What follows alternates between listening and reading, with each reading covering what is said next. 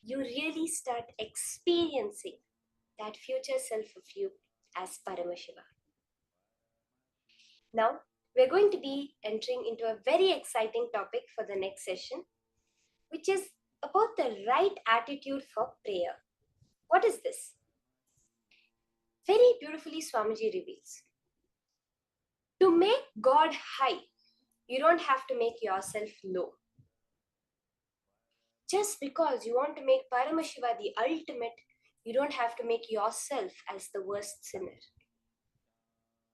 The right attitude for prayer is Sohamasmi, meaning even when I'm worshipping you, I am you. As Swamiji said yesterday, I am talking only to me and you are listening only to you. That is the space of prayer. Then that is when every time you have a bath, it becomes an abhishekam. Every time you eat, it becomes a naivedyam. Every time you put perfume, you're putting perfume for Paramashiva, as Swamiji said. That is the space for prayer. When we do the puja, when we connect to Paramashiva, we are not begging him, we are not demanding from him, we are connecting to our own existence in that parallel universe. Let us now listen to these powerful cognitions from Swamiji on the right attitude for prayer.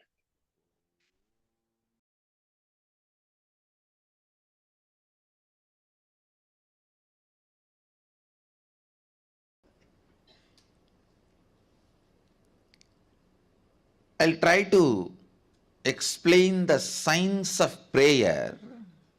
Usually, mind always operates from duality. If you utter a word, he is not good, means already you came to the conclusion he is bad. You can't take a stand, he is not good, does not mean he is bad. Let us stop with he is not good. You will never take that stand. As a natural flow, your logic is always taught to take the extreme stance. The moment you hear the word, he is not good, immediately he is bad. Understand, duality keeps the mind alive. Duality keeps the dilemmas alive.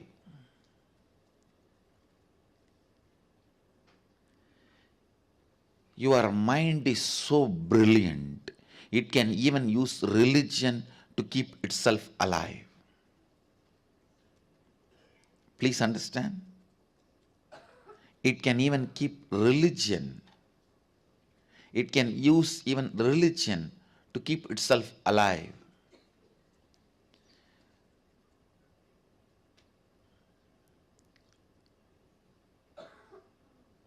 Prayer is one of the most misunderstood, abused concepts.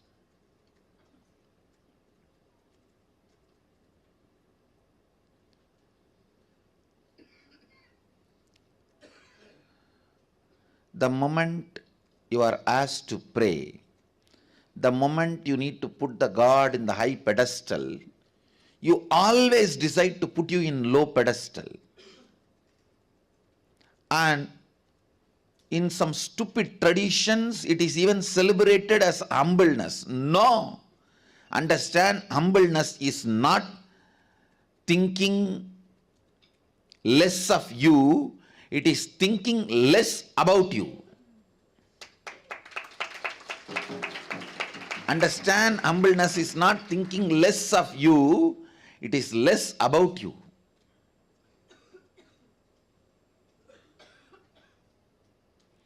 Humbleness is not the image you have about yourself. It has nothing to do with the image you have about yourself. It has something to do with how many times you remember yourself. Stupid, one of the most stupid mistake humanity has committed putting yourself down and thinking only then you can put your guard up. No, understand? Putting your guard up does not really requires putting yourself down. Putting yourself down does not necessarily make you to put your guard up. This is one of the very important truth you need to know. Please understand. I feel so blessed. The Vedic tradition, the Hindu tradition,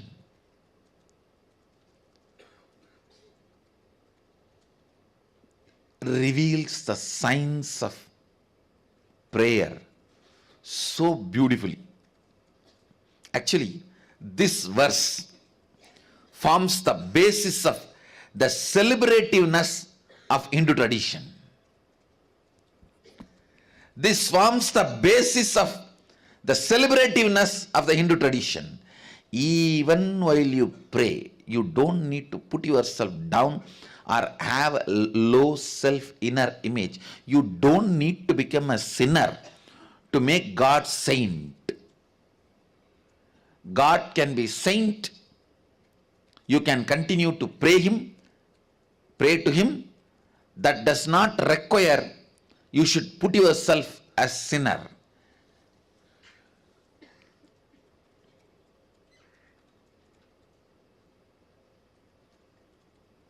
In any form, consciously engaged powerlessness will only lead to bondage, whether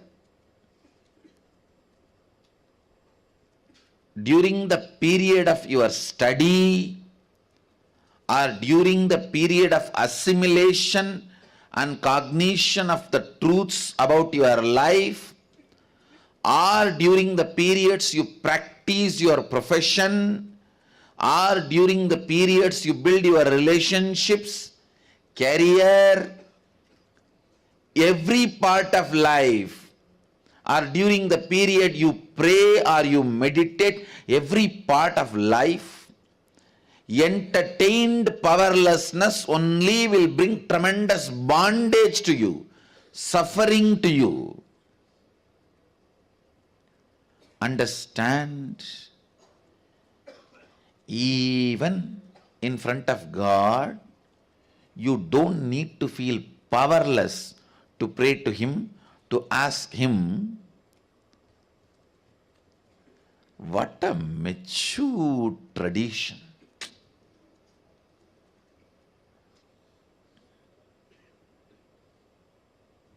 Even while you pray, remember, God is above, true. But you don't need to be below.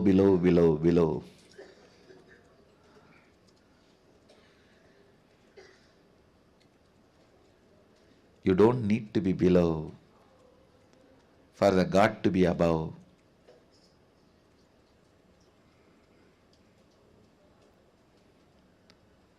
Sohamasmi Pushanye Karshe Yamasurya Prajavatya Vyugarashmin Samuha Tejo Yatte Rupam Kalyanatamam Tate Vashyami Yo Asavasau Purusha Sohamasmi.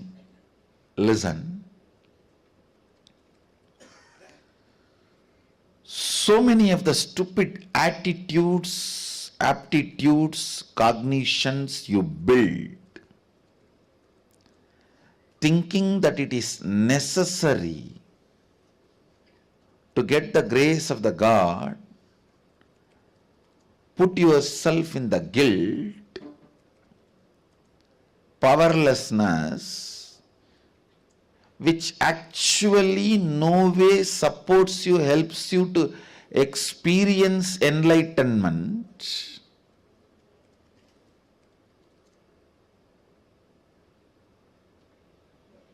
Or the higher consciousness.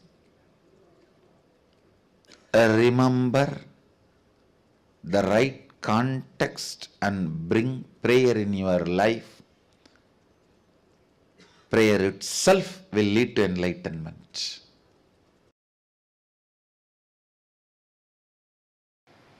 That is why I tell you, always pray to that source, O source, where you and me are one and the same.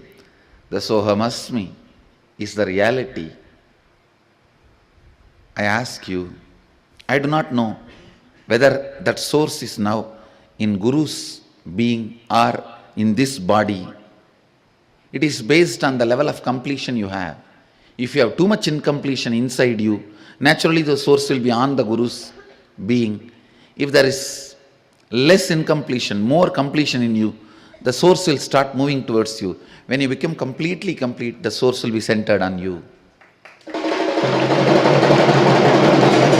So, you don't even have to worry where the source is. Just say, oh, the source, where me and you are one and the same, and make whatever you wanted. You can ask him and ask him, please make this into reality. You can also put a footnote. If something I am asking is not right for me, then give me the intelligence to develop myself. Or you can also say, even if it is not, you think it is not right, I want only this. No, you have a right. You have a right. All I am asking you is, have the right understanding so that that prayer becomes beautiful process for you to experience oneness, Advaita. Understand. Please remember, whether we understand or not, catch it or not, indeed, the reality is Sohamasmi. That is why the Upanishad uses the word indeed. Whether you got it or not yet got it. Sohamasmi, I am He. You can tell him, oh source, I feel bored of doing all this completion, this, that. I know you are intelligent and capable of making completion happen in me. Please make it. That is enough. It can be such a strong, powerful process for completion. And understand, never ever a prayer uttered from the right context goes waste or unheard. Never think, never doubt it goes waste or unheard. You can shake sun, you can move moon. You are not just a developed version of monkey. No. You are not just a developed version of monkey. You can move sun, move moon. Prayer from the right context will directly lead you to enlightenment without any of that feeling cheated. If you have wrong context about the prayer only, then you will feel cheated. Oh, I prayed for 10 years for this, He did not give me. When you pray from the right context, He may not have given what you asked, He would have given Himself to you. The truth, Sohamasmi, declared by Isavasya Upanishad. Sohamasmi is waiting to explode.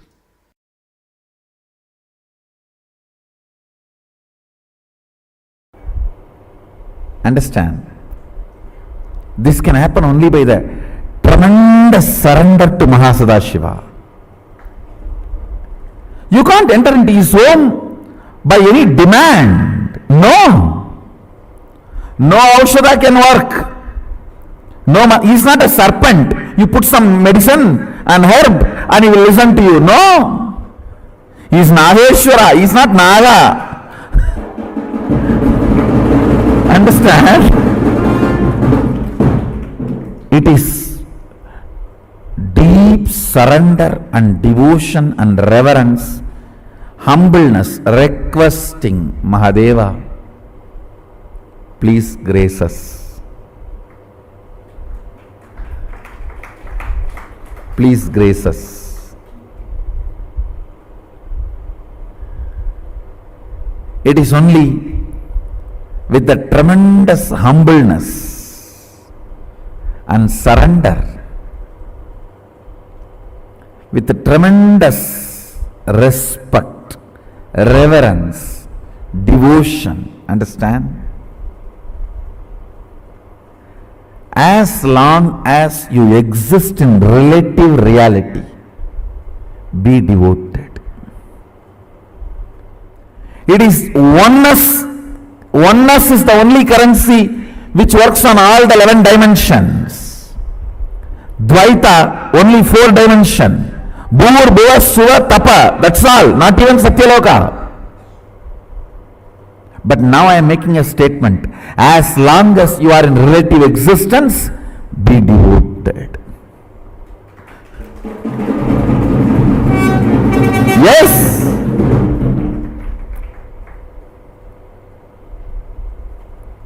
Your third eye should be penetrated with the truth of oneness, Advaita, Shuddhadvaita. But as long as you are in a relative existence means you are able to feel I and you, means first person and second person. As long as there is a first person and second person. See, when you decide to sit, manifest powers, oneness is the reality. Oneness is the truth with which you manifest powers. That's the ultimate truth. When you are operating in relative existence, be always devoted. Devoted even to your own oneness. Understand. Understand this word. Upanishad says, Sohamasmi. Even when I pray, I am you. Even when I am you, even when we are one, I pray to you.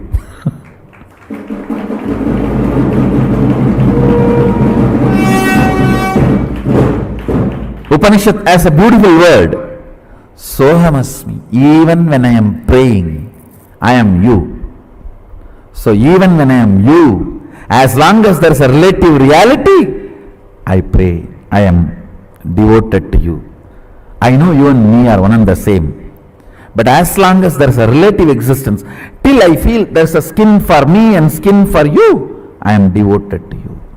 People ask me, when thousands worship you, why do you bow down so much in front of the deities? And understand, this is the secret.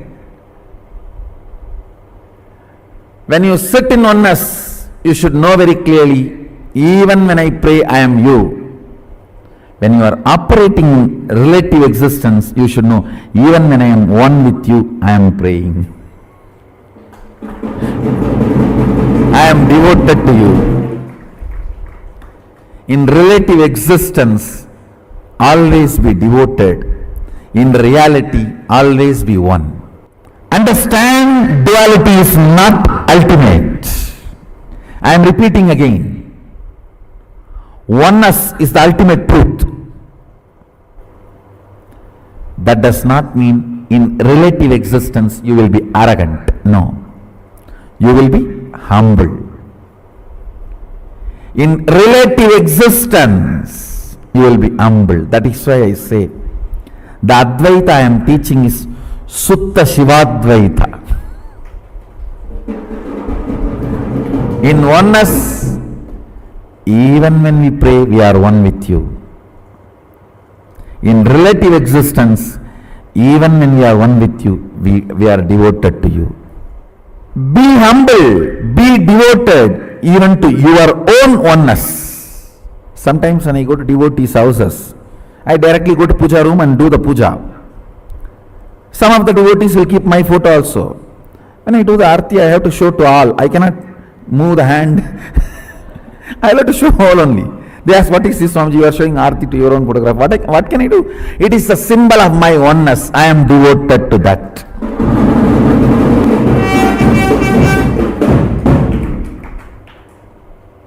Even I bow down to. See, you have both component. Your oneness, Shuddha-Advaita, and your relative existence, to which you are going to be devoted, that is going to manifest in you more and more. That is going to be strengthened in you more and more.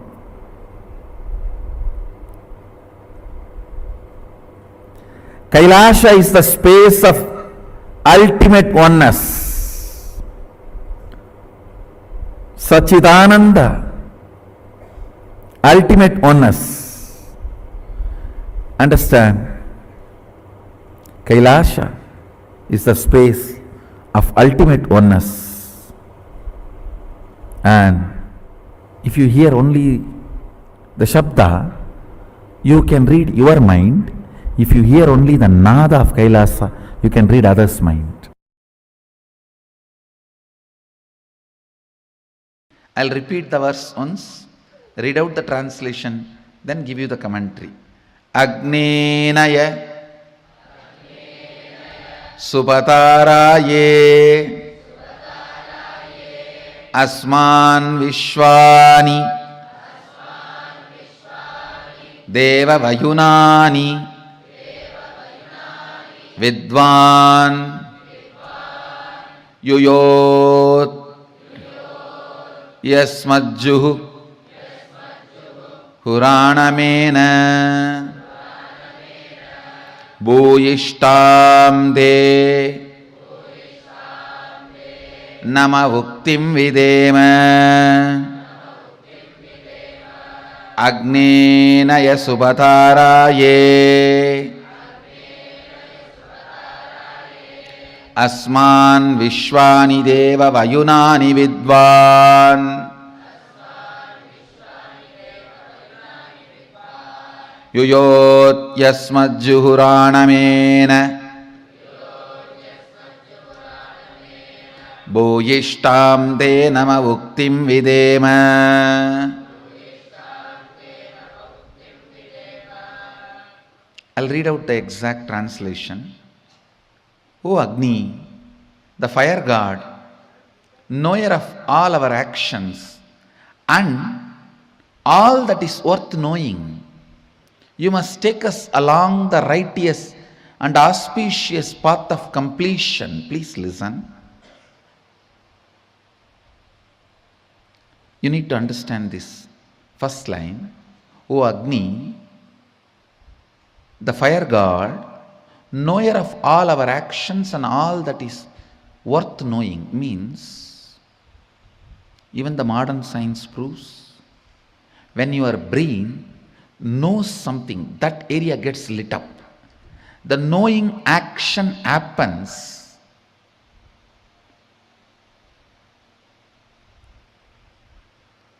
When the fire moves into certain part of the brain. Please understand.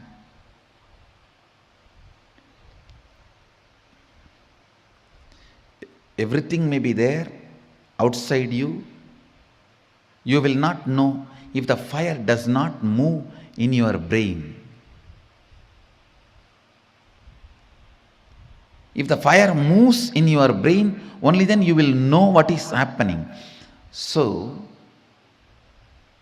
fire is responsible for knowledge, knowing to happen in you. Listen carefully. Fire is responsible for the knowledge to happen in you. I tell you, fire gets fully awakened by integrity. Nothing. Just follow intensely integrity. In 12 months, you will have a kind of a fire in you through which you can know anything you want to know. Anything which comes in front of you and you want to know it, you will know it. That fire is called Di. In Sanskrit, we use the word, a single letter, Di. All the ancient languages, fire is addressed as Ti. In Sanskrit, in Tamil, in many of the ancient languages. Listen. Di comes as a gift to you because of your integrity. Just 12 months decide. I will live in the space of integrity. No question of missing. It's just awareness. Awareness practice, nothing else. The Di will be awakened in your brain. That Di will give you the intelligence to know everything you want, anything you want.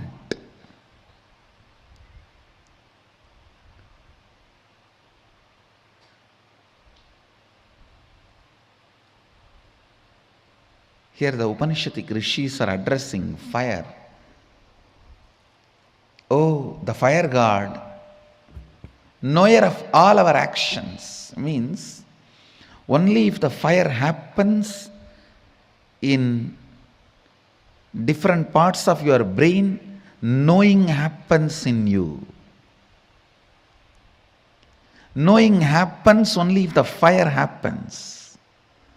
So without the knowledge of fire, knowing cannot happen. Knowing is very closely associated with fire.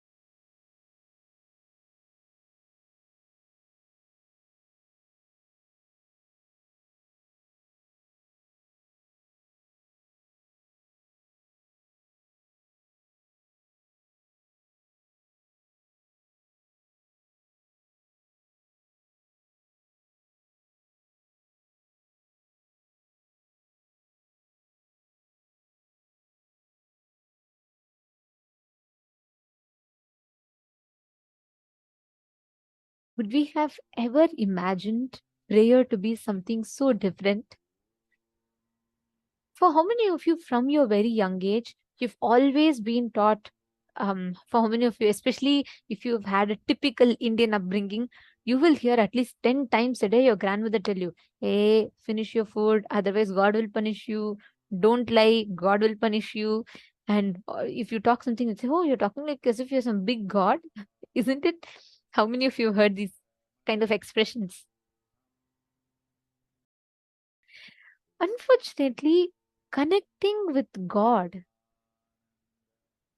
has become like something, God is high up. We have conveniently packed God, thrown God to the space, kept him in the space safely somewhere such that he's highly unreachable to us, and disconnected ourselves. We have packed God safely, thrown him into space, and said, okay, let him be there high up there, I will be here. If he tells something, oh, I am a sinner, you don't know how many sins I've done, how can I manifest powers? Unfortunately, society started celebrating the powerlessness, the self doubt, the low inner image, because that is the comfort zone of the people. As long as you're within that territory, right? Can you all imagine? If let me ask you all this question, okay? I want each of you to answer this for me. Okay, sorry, I see questions from participants. Malita saying, yes, you can have Haritaki when you're only on water fast. That's not a problem. Haritaki gives you more oxygen. Okay. I want all of you to answer this one question for me, okay? How many of you, let's say, if someone comes and tells you, right, that if someone acts like they say, oh God, I know what had so many struggles in life. I have really struggled so much. I have so many problems. I struggle for my wealth. I have had bad breakups in relationships. And with all this, I'm managing my life somehow. You will feel respectful for that person, correct? You'll feel like, oh God, look, she's struggling so much. She's managing and she's doing all this. Will you all feel respect for that person, correct? Yes? You all can put yes in the chat. Yes. Okay. Now, if someone comes and tells you, hey, I am God, what will be your first reaction? Look, he's God, it seems. Can't handle his spouse properly. He wants to handle the whole world, it seems. Is it not? Won't we all make fun of that person like that? Unfortunately, society has become so okay. As long as you are put in the box of your limited identity, we are revered, celebrated, respected for who we are. That's what Swamiji calls as pseudo dignity. Since the whole society is structured around the pseudo dignity, what happens? Always your low inner image is cherished, nourished, nurtured. Anything that demands your expansion in you, you're made to look as if it is something weird, you're out of the society, you're not normal, it's all like off-grid lifestyle. And so many notions are put around it, because of which people are afraid to even tell that. Like, for example, have you seen small kids? They'll say, hey, I want to be Superman. I want to be Spider-Man. I want to be able to jump from one building to another. The kids, they have no limitations. According to them, they have no prejudice. They have no notions around all this. But as you grow up, imagine you being in 10th standard, and if you go in front of your friends and tell, hey, I want to be Superman, I want to be able to fly like him, people will laugh at you, right? Exactly. My Diana has posted, it's an whole egomaniac.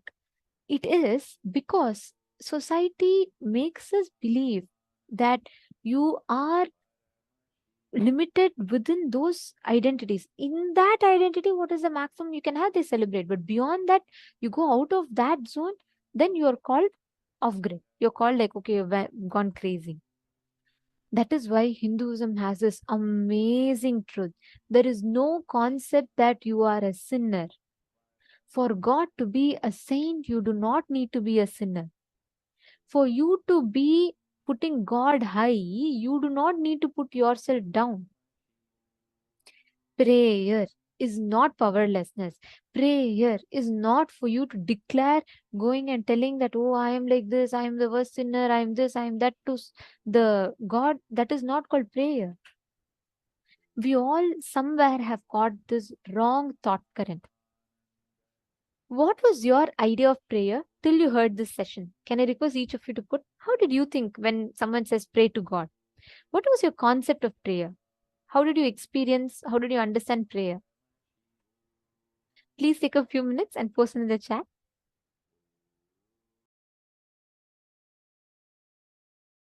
Exactly. Whenever you have someone, anytime, always, whenever you see someone pray, naturally the concept of prayer in us is we are asking for something. What happens? The moment you are asking someone for something itself, by default, your mind puts you in a low, puts other person in a high, because you're asking and they're giving. And that is built upon, built upon, built upon, built upon. And today, prayer has become more like begging. You feel you're a sinner, you go and ask God for all the sins you have done, you ask Him for mercy, and then you ask Him to give you boons. That is why no prayers manifest with this wrong understanding, because we all think, oh God, look, God is so this thing, God is like this, God is like that, He needs to give me. It will never happen like that, because if you go and stand in front of a mirror and if you go and cry, the mirror is not going to smile back at you. God is the reflection of our own future self. Paramashiva is a reflection of our future self. What is the right attitude to pray? How should you actually make the prayer? How should you actually go and offer your prayer? Whenever you declare, I am the source where the same thing that I have come from is the same source that God has manifested, Paramashiva has come from. Both of us are made from the same source, and hence I am He and He is me. You will simply see Paramashiva is waiting to fill you. He's waiting to overflow through you. Then I'll tell you, ritual doesn't matter. You will see what you offer, whether you offer stone, whether you offer flower. Paramashiva will be Asutosha.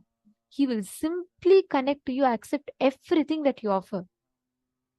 There's a very beautiful story. I really love this story of Sakya Nayanar.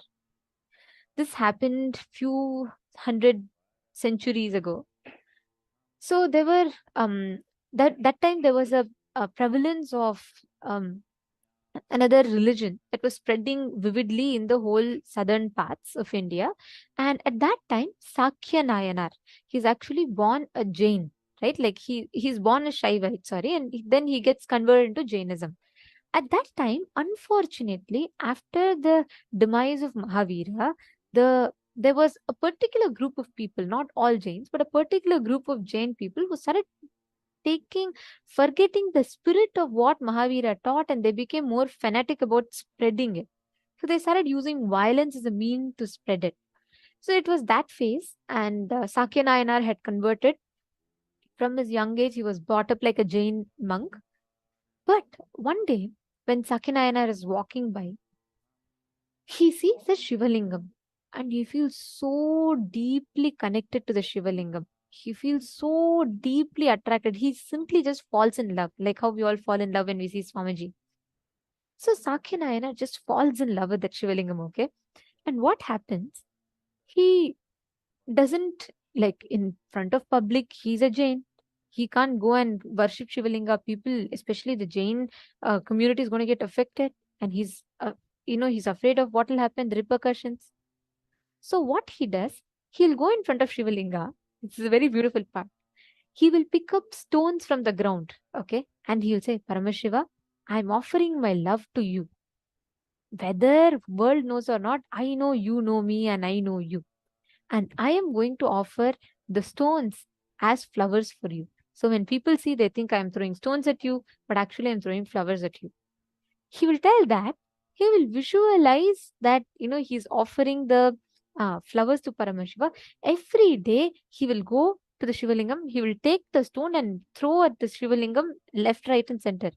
So if someone asks him, then he'll say, look, I am a Jain, I'm throwing stones at Shivalingam, because he unfortunately got into that, the group which was spreading through violence. So that's why they were entertaining all of this.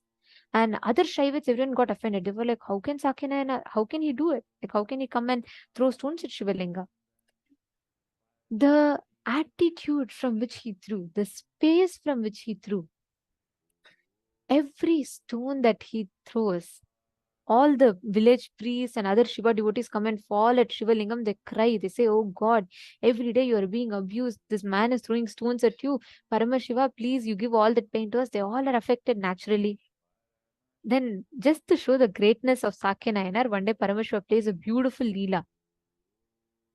Paramashiva makes all the villagers, everyone come. And he makes everyone hide in different places, and he tells everyone to secretly watch Sakya Nayanar. When Sakyanayana comes, he picks up the stone and he again throws at Shivalinga. Every stone converts into a flower and falls at Shivalinga. Paramashiva himself is sitting there, and all the stone goes near Paramashiva, becomes flowers and falls at Paramashiva's feet. Through that, Paramashiva gives Kailasa Padavi to Sakyanayana. This is prayer. In Hinduism, there is no definition. You don't need to become a sinner. You don't need to tell, oh God, I am born a sinner. Everything, whatever I am doing is filled with sins. You can never do like that. Understand, you are descendant of consciousness. Shrinvantu Vishwe Amritasya Putraha is the first declaration of Hinduism. Like Swamiji said yesterday, even in your delusion, you are Paramashiva. So there is no point where you cannot be Paramashiva. There is no point where nothing you do makes you not Paramashiva. Everything is a manifestation of Paramashiva.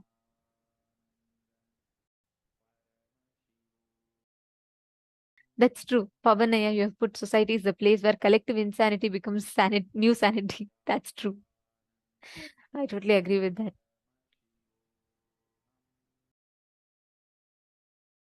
Okay, so there's a question from Akashaya. How do we make a declaration effectively? What is the inner process to do so? Just to make sure that I am not talking to myself like I do all day. Very good question. It's very important that we understand it. So I'll tell this to you. Every time, if you see inside you, there is not one person, there is one whole family living. In your inner space, you have the good version, your hero version of you. You have the comedian version of you. And don't forget, you also have the villain version of you who is always waiting to conspire. If you have watched Indian soaps, Indian serials, okay, in all Indian serials, you'll see this cliche character. All the time, that character, she'll be wearing a big bindi, some villainous music will come every time she comes. It's like cliche thing. Generations after generations, the whole society watches that same. You go to North India, South India, East India, West India, there'll be language difference, there'll be all differences, religion difference, everything will be different. But old auntie sitting in front of TV and watching serial alone will not change. That too, same type of serial in all languages.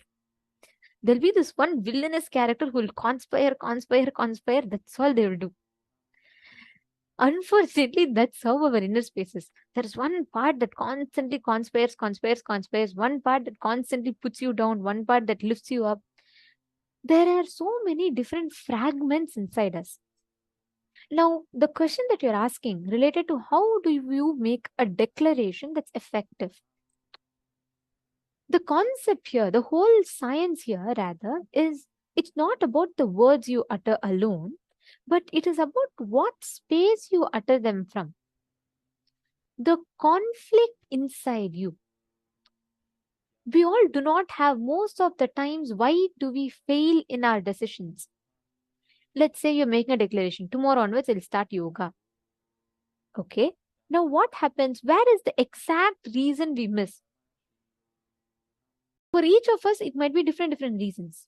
But for every one of us, one thing that is common is all those reasons happen inside. There's no external reason. Let's say, Akashaya, I'm just giving you as an example since you asked this question. Let's say you set an alarm, you decide tomorrow I'm going to wake up. When you decide, and morning when the alarm rings, inside you, there is a part of you which cherishes sleeping, likes to roll on the bed. It will tell you, hey, you know what? Anyways, all these days, all these years, you've been waking up late only. One more day, if you wake up late, nothing wrong. Sleep, it's so nice. See, AC is coming, blanket is cozy, just some more time, stretch nicely, sleep. That conflict, that thought current in you, conversation in you that distracts you from manifesting that reality is precisely the blind spot that stops you from making a declaration effective. You're understanding? So every time we make a declaration, let's say you want to declare, I want to manifest Sarvignya Pita. The process here is, Swamiji tells to address all the inner conflicts. Your self-doubt will come, self-hatred will come, self-denial will come. Each one will come and try to pull you down. The only thing you need to do is address all of those complete with it. So the moment your whole inner space tells yes for something, you will immediately manifest it. It's a science. Try this, okay? You will really see the moment you make a declaration, it will simply manifest as reality. Okay, there's one more question from Hugo Aya. Ma, I have a question. Are we allowed to eat eggs with a de facto spiritual name? Satyojata Shivam, Vamadeva Shivam, etc. No. If you have received Shiva Diksha, you should not eat egg. And de facto spiritual name, that's nice. That's not called de facto, it's the Diksha name. Spiritual name is what Swamiji gives, and this is the Diksha name. Okay, and eggs, you should see, Hugo, if it's Danielaya or Hugo, for both of you, this is for you. Since it's you who's asking the question, I'm giving this answer to you. Oh, I see Hugo. Nithyanandam, nice to see you, Hugo. Just so that all of you know, Hugo is one of the youngest participants of Paramashivoham who attends seasons after seasons. He's been here growing so well. Okay, so Hugo, I'm going to answer your question. Listen, you don't eat non-veg. It's good for you. Because the muscle memory of the animals that you eat will enter into your system. It will start creating conflicting thought currents in you. Okay, so when you kill a hen, when you kill a hen for you to eat, the hen is not going to say, "Oh, Hugo, be happy, let all my nutrients come to you after you kill and eat me." No, it is going to suffer, right? It is going to be like afraid of life. All that stress, pain, trauma gets stored in its muscles.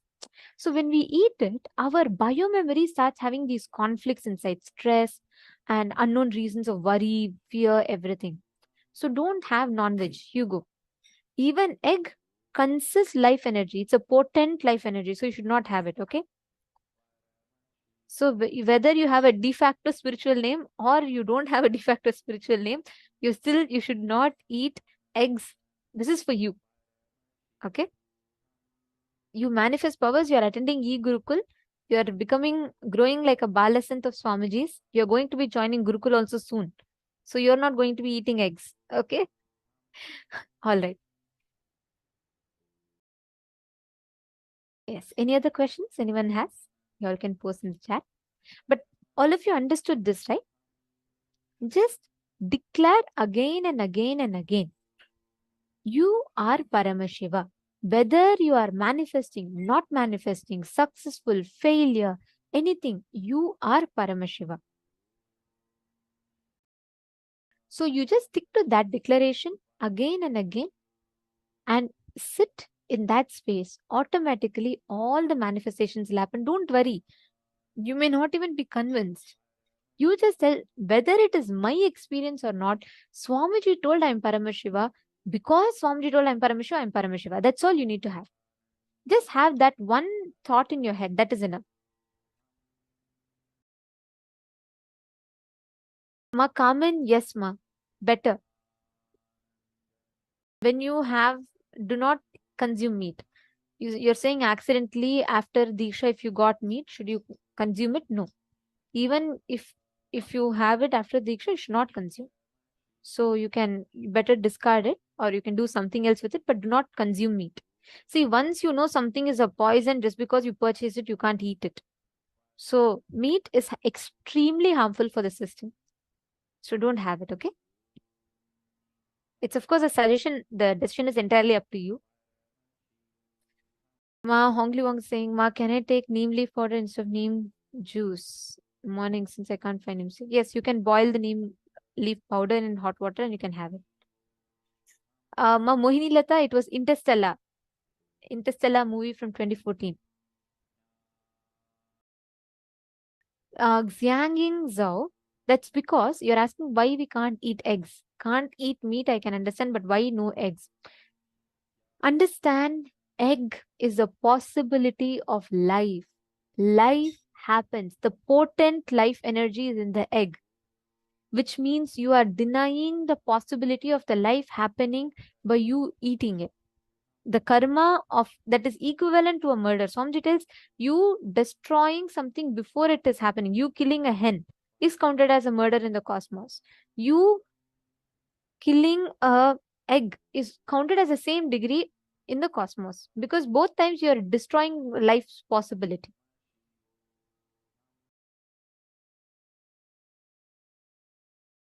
Ma Mohini Lata, the Pada Puja link, we'll have it posted in the chat. Ma, the support desk team will post. So you can, you'll have the entire puja itself happening. So you will know what is the exact offerings you need to make.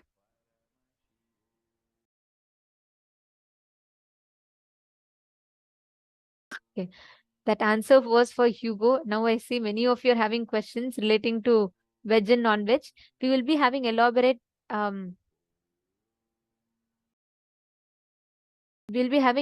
sessions on these as well. But I'm just going to quickly try and give answers for all these questions that we have. So you're asking about milk. See, ma'am, the milk is not restricted in agamas. You can have milk.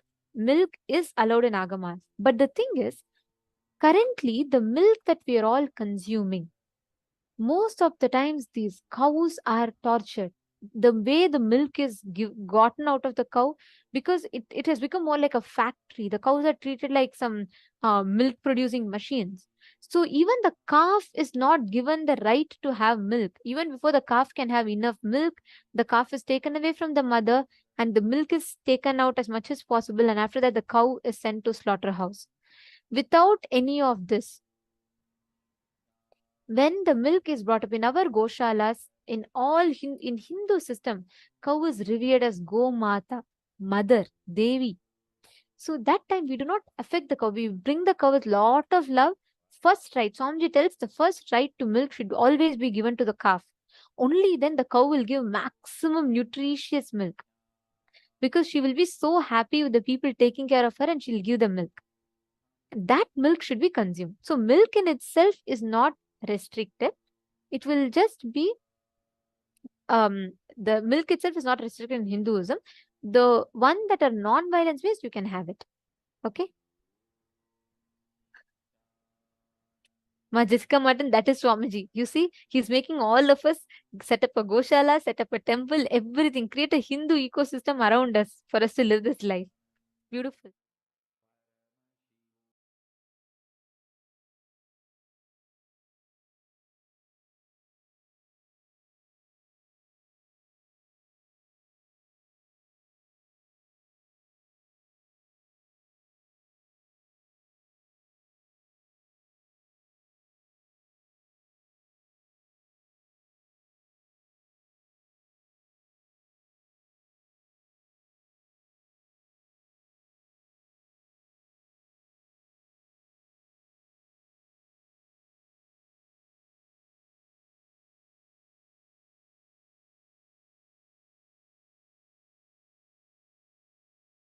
Yes, great. So hope all of you had answers for your questions. Now we're all going to be entering into the power manifestation session. And in our session, the power manifestation session today, we have along with us joining one of the Balasans from Nithyananda Gurukul, Ma Nitya Virajananda. She's also going to be here joining with us. And we are going to be having the power manifestation session where we're going to be doing a very, very special round in this session.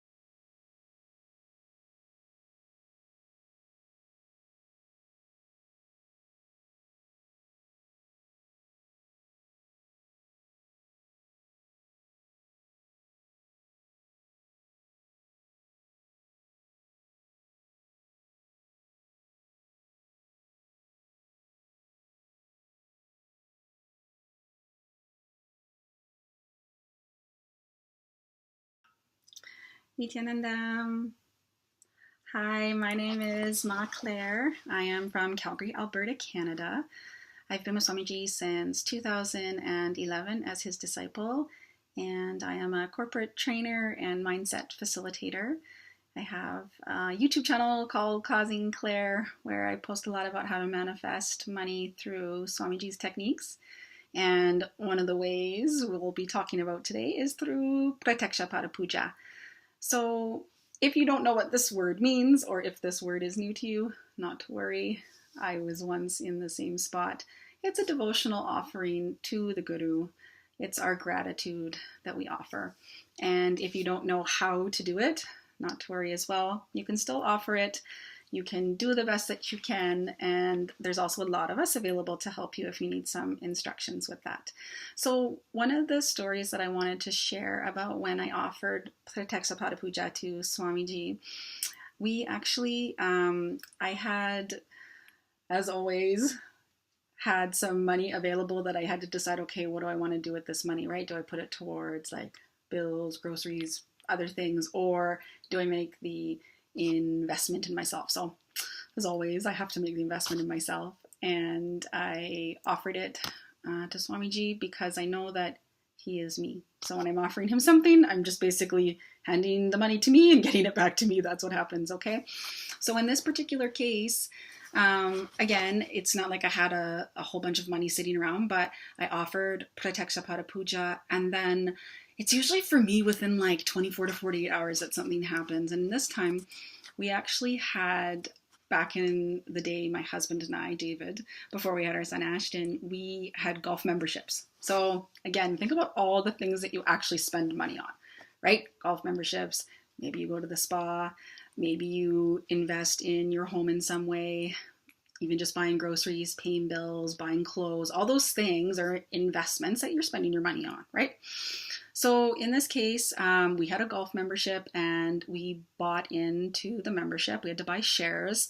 And then it ended up that our life changed a bit and we no longer needed the membership. So that was like 10 years ago. And we were just on this very long list of people that they'll eventually pay out when they get to it for people that didn't want to be in the membership anymore. So, of course, we offer Pratyaksha Pada Puja, and within a day, I had this email come from the golf course saying that it had been sold to a private company and they had to buy out everybody's shares. So I ended up getting like 300 times the amount that I actually offered for Pratyaksha Pada Puja, okay? So it's just, it happens in the most auspicious way for you. So when you offer puja, it's not about, okay, I'm going to offer this and see what I get out of it. It's sincere gratitude for yourself, for life, and for Swamiji for being with us. So like I said, I'm just a regular person, just like everybody else. And the second I'm able to offer some money, I do, because I donate to a lot of charities. And if I think about the charity that means the most and that helps the most of humanity, it's this organization, it's KAILASA, that we've created into this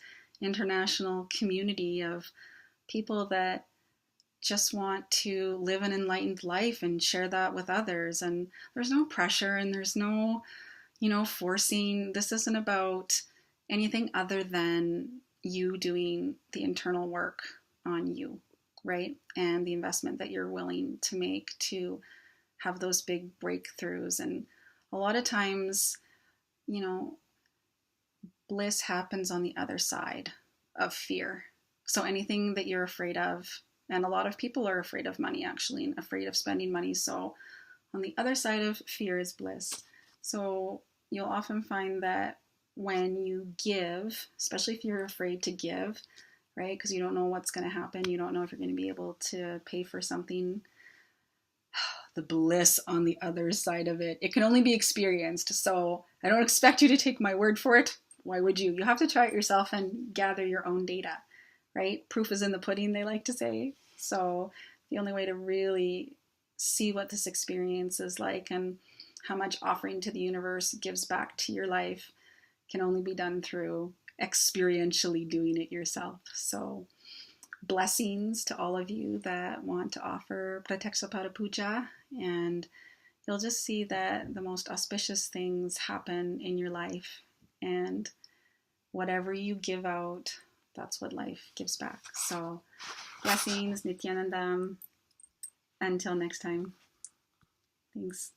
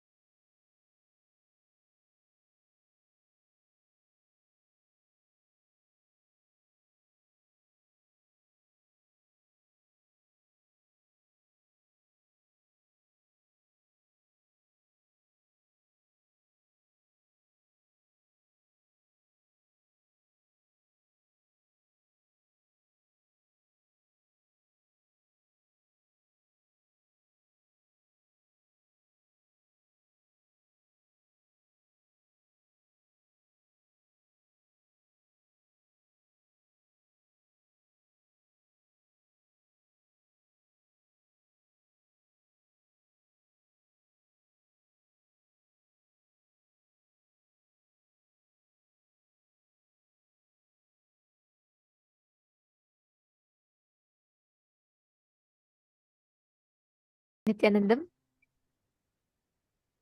we're all going to be manifesting the power of being able to identify the source and the solution of diseases, the power of Aushadha Darshanam.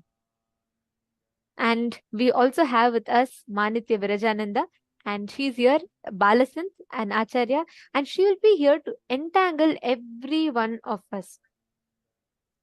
So each of us, as we are manifesting, Manitya Virajananda will also be here as an Acharya. She'll be guiding us, and she'll also be here to entangle with all of us to make us all manifest. I'm sure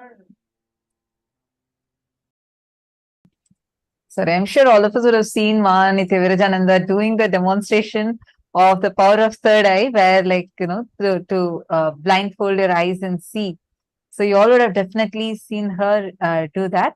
And today she's here with us. She's going to be an Acharya for all of us for power manifestation, as well as entangling us and helping us to have breakthroughs in the power manifestation. So any of you want to ask some questions, like you are stuck in power manifestation, you want some help with power manifestation, feel free to ask all those questions.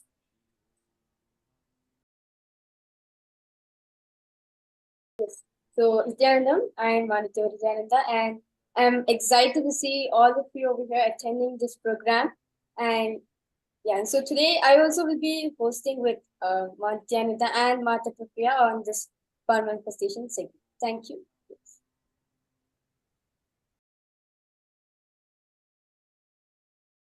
We're all going to be manifesting the power of Aushadha Darshanam. In this particular round, what we're going to be doing is, all of you are going to be scanning the target organ of every medicine. See, it is not just you scanning and identifying the medicine. You will be able to see any medicine and identify what that will cure. Like, for example, if I show you, let's say, paracetamol, you will be able to identify, okay, it is for pain. Without even knowing that it is paracetamol, if I just show you random medicine, you'll be able to identify what exactly it will address, which exact aspect it cures. That is the power that all of us are going to be manifesting today. So are you all ready for it? All right. Now, before we start, I want to give a few minutes and I want to request each of you to declare consciously that you are going to have a breakthrough in the power manifestation today. Just declare from the space that Swamiji said. Declare whether you know or not. Because Swamiji told it is possible for you. With that space, declare that you are going to be manifesting. Can I request each of you to post that, type that out and post?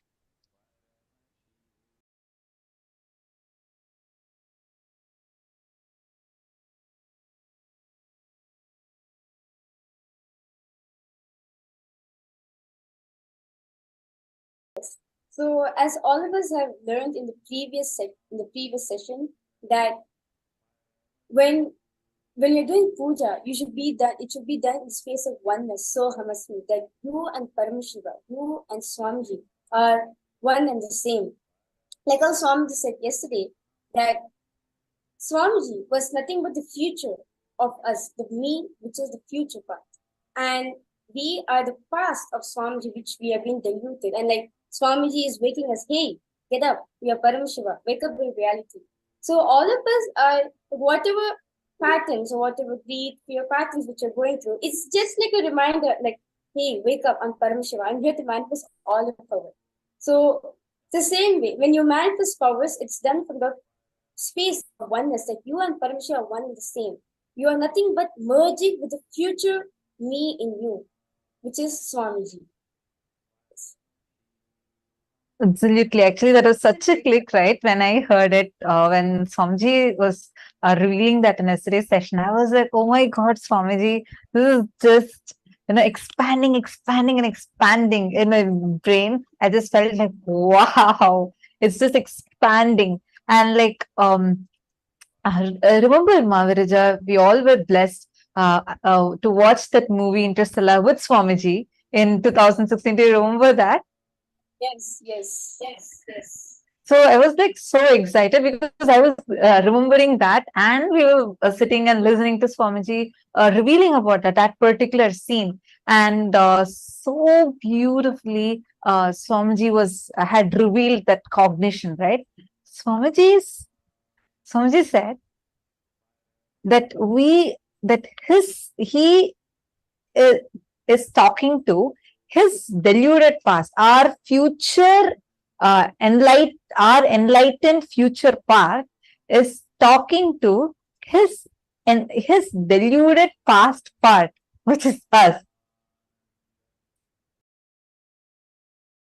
And it was just like, wow, clicking like so nicely. Now, this power that we are going to be manifesting, how are we going to be using this cognition, this powerful cognition, and how are we going to be exactly manifesting? And Viraj very beautifully explained to all of us how this principle of oneness applies in our power manifestation. When you declare, right? When you say, from this moment, I will start manifesting. Don't wait for you to get convinced. Don't wait for you to say, oh, first, let Paramashiva prove to me that I can manifest powers. Second, let him prove to me powers are true. Third, let him make sure till I become confident, let him keep proving to me. Paramashiva does not need to prove anything to you. You just need to declare inside of you, whether I understand or not. Swamiji said, this is true. That means this is true. Declare that as your experience. Automatically, you will see the results in front of you will start manifesting that way. Now, we'll enter into the first round, okay? We're going to be projecting the question for all of you.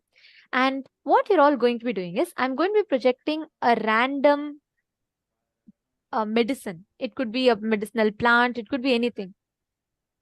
What you're going to be doing is, you're going to be identifying what is the target organ for that medicine. Which means, you're not going to be putting a huge list, but which precise part of the body does this mainly address? Because if you see in Ayurveda, typically all medicines are good for many diseases. So you're going to be scanning the main primary reason it is predominantly used for. All right? Understood? If you're all clear, can I please request everyone to put yes in the chat, please? Okay, so I'm now going to be projecting the first picture for all of you. Please scan through your third eye. Connect to Swamiji. You will be able to clearly see the exact target organ of where this medicine works. See that, connect to that, and start manifesting. The exact body part. Sometimes you may see it as a highlight in you. Sometimes you may just see that body part appear as a word or as a picture. Whatever is that body part, type it. Shanta Mahavakya.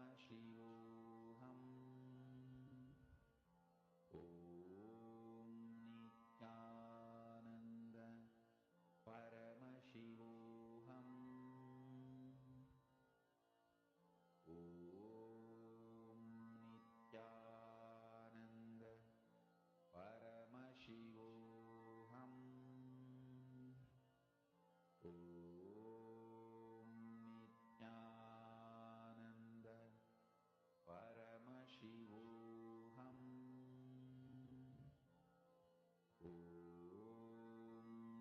Nithyananda Paramashivoham. Om Nithyananda Paramashivoham. Om Nithyananda Paramashivoham.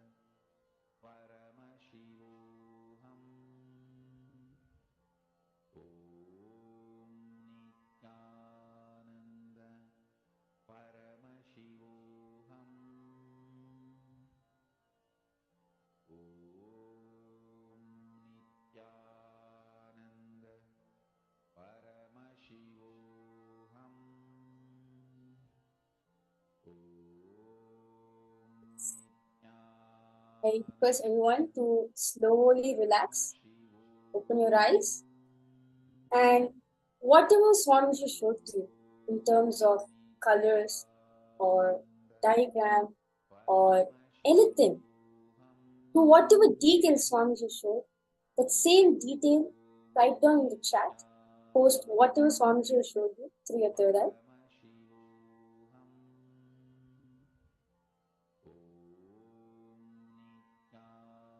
Then everything that Swamiji reveals to you in your third eye, don't filter it out. Put whatever you see. It could be you're seeing shapes, like Mahavira just said. Whatever comes in your third eye, go ahead and describe it. It is just one target organ. What exact part of the body does that medicine address to?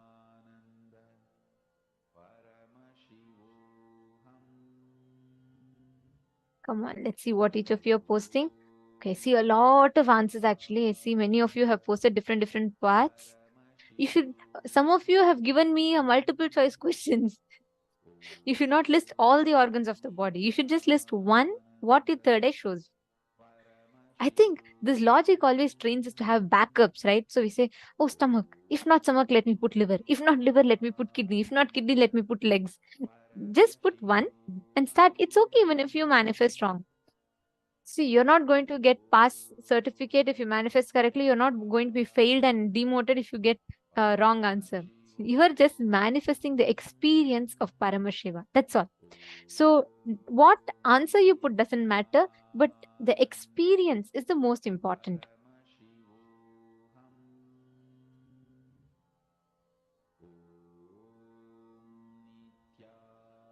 All right. Now let us verify this answer.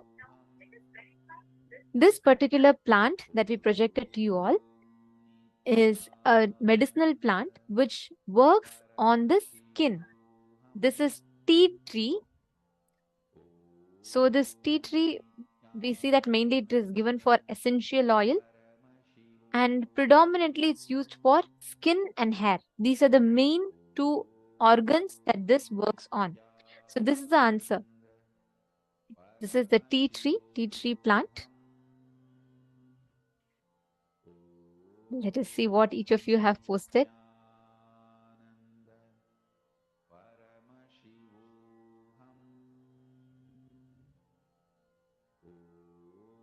Ma Jayanti Kanagaratnam, your answer is correct.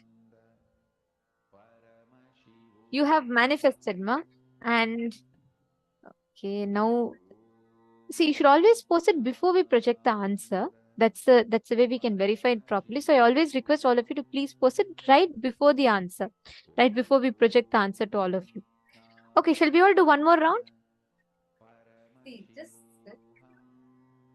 All of you just sit now and connect to Swamiji. We are going to do it as fast rounds. Just connect to Swamiji and let Swamiji reveal to you. Sometimes you'll actually feel the organ. Sometimes it'll appear in your third eye. Whatever is coming to you, just type it. Okay? Do not type a lot. Just be fast. It can be any organ.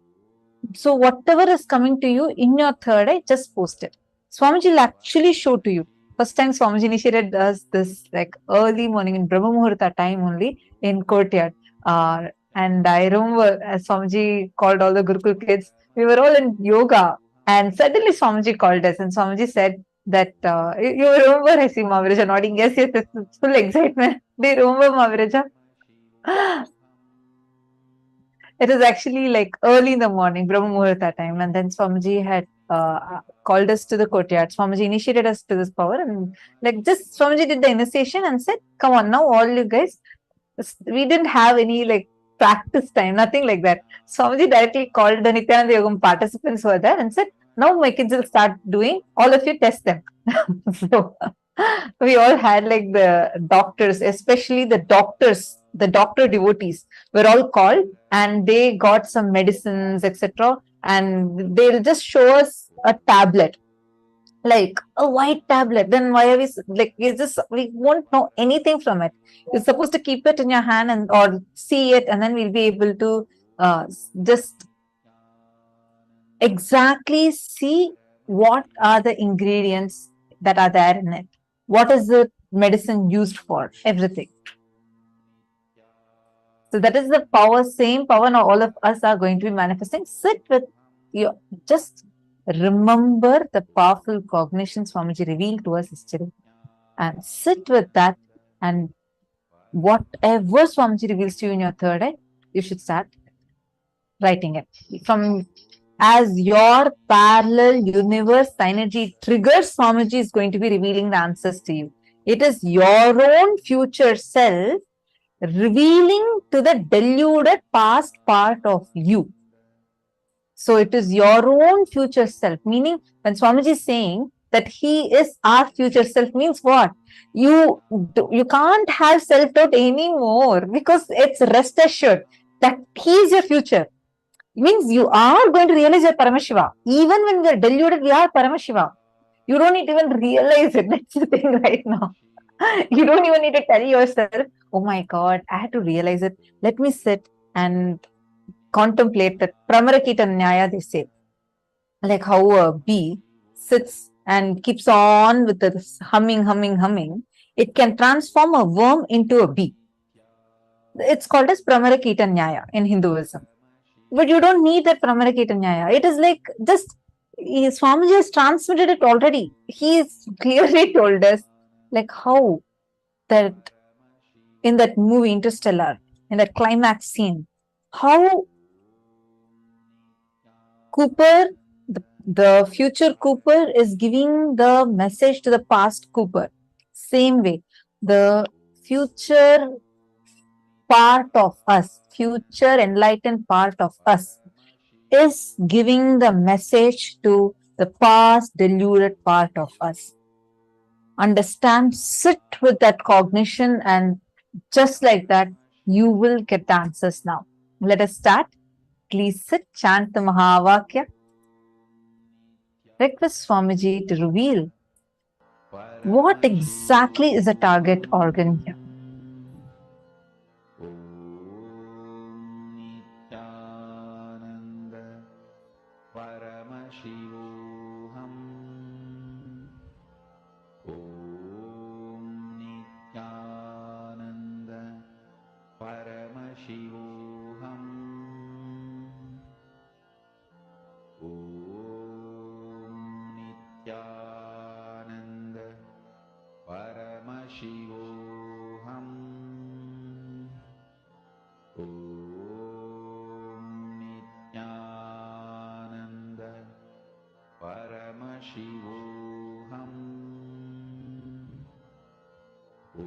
Om Nithyananda Paramashivoham. Om Nithyananda Paramashivoham. Om Nithyananda Paramashivoham. Om Nithyananda Paramashivoham.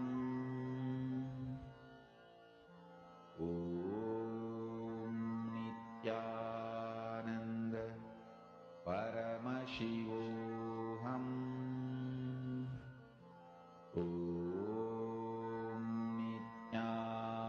Nithyananda Paramashivoham.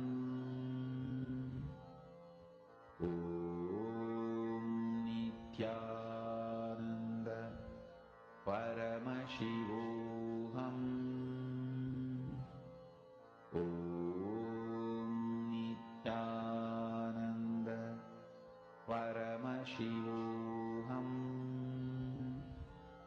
Om Nithyananda Paramashivoham. Om Nithyananda Paramashivoham. Om Nithyananda Paramashivoham.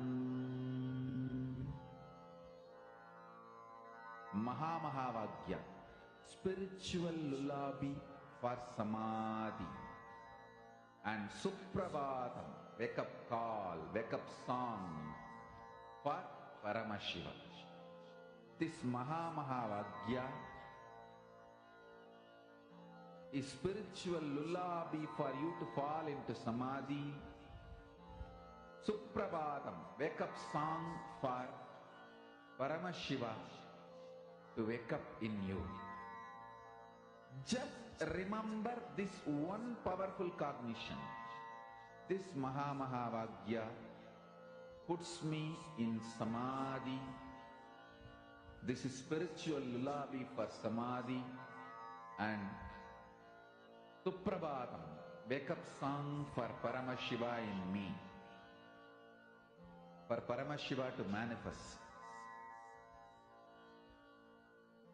With this one spiritual powerful cognition, chant this Mahavagya.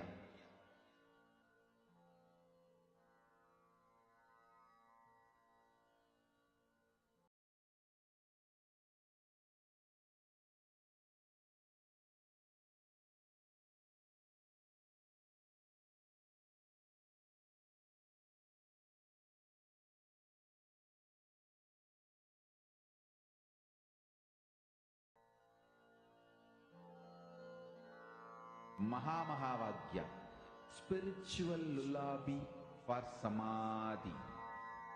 And Suprabhatam, wake up call, wake up song for Paramashiva. For Paramashiva to manifest. With this one spiritual powerful cognition, chant this Mahavagya. Om Nithyananda Paramashivoham. Om Nithyananda Paramashivoham. Om Nithyananda Paramashivoham. Om Nithyananda Paramashivoham. Om Nithyananda Paramashivoham. Om Nithyananda Paramashivoham. Om Nithyananda Paramashivoham. Om Nithyananda Paramashivoham. Om Nithyananda Paramashivoham. Om Nithyananda Paramashivoham. Om Nithyananda Paramashivoham. Om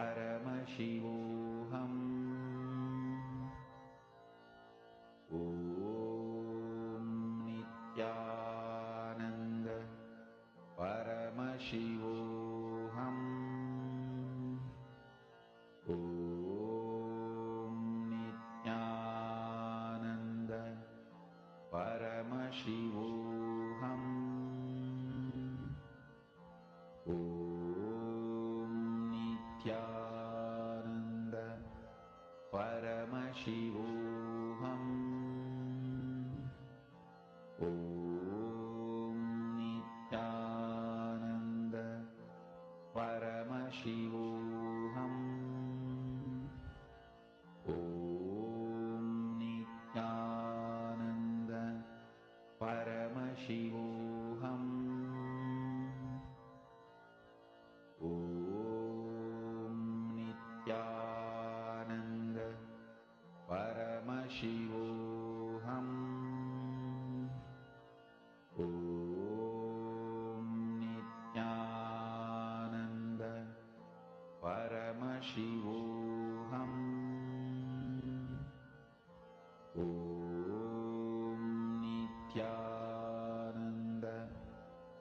Paramashivoham. Om Nithyananda Paramashivoham. Om Nithyananda Paramashivoham. Om Nithyananda Paramashivoham. Om Nithyananda. I request all of you to please post whatever you saw in the third eye as the target organ of this particular plant. You all can post it in the chat. Whatever you saw as the answer. Okay, I see many of you have posted different parts. All right. So let's see what exact organ does this herb mainly work on. So this is bergamot, which works on the circulatory system. Wow, that's interesting. I actually see Pei Hua Wu, who has put cardiovascular. Ma Pei Hua Wu's put blood flow. Excellent. That's precise, Ma. That's spot on. Wow. Ma Pei Hua Wu, that's excellent. Wonderful. Do you see, the moment you drop logic, actually all of you should know, Ma Pei Hua Wu has only put one word. She's not put too many things. She's put one word and that is spot on. This is like 100% manifestation. It's beautiful. And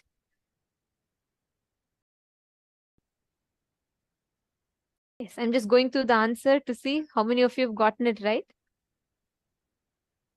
See, that's the thing. When we try to guess always, we try to go all over the place because mind wants to be sure. When you put the first thing the third eye tells you. Paramasundara Yogi, Paramasundara Yogi, you got it right. See, you got it very close, I would say, because you said you saw something related to heart beating, which is very, very close. It's the part of the whole circulatory system. So that's nice. What I would say is start chanting Mahavakya. Try differentiating all the different doubts and everything that comes in, and you will start seeing how the power manifestation actually starts manifesting. Beautiful. All right. So this brings us all to the conclusion of this power manifestation, and we will be manifesting further in the further rounds of this program.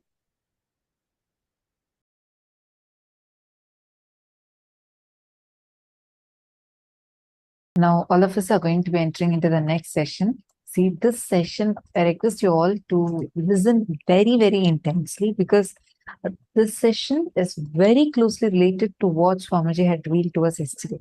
So, we request all of you to intensely listen. And right after this, we are also going to be having a Vakyartha Sadas, where all the participants are also going to participate and share with us the clips you're going to be getting. This is going to be there further in the day. So make sure you're listening to this session intensely, and as and when you get clicks, you can write it down and you can share it with us. All right. So now let's listen to the Parama Advaita session from Swamiji.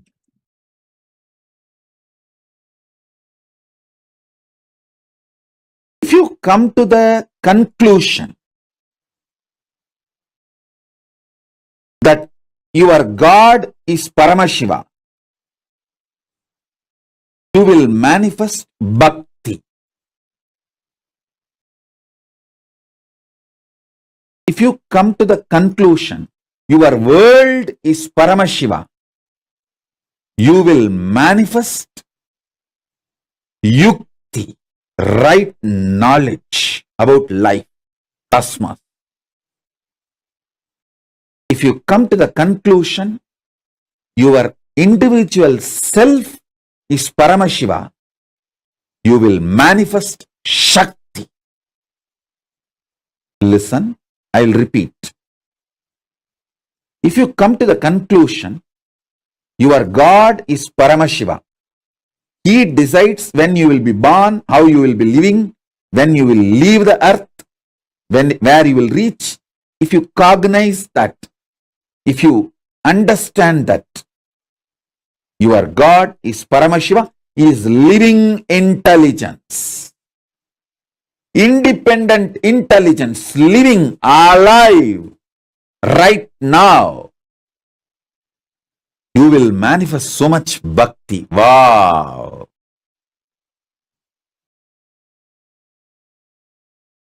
If you understand this whole world,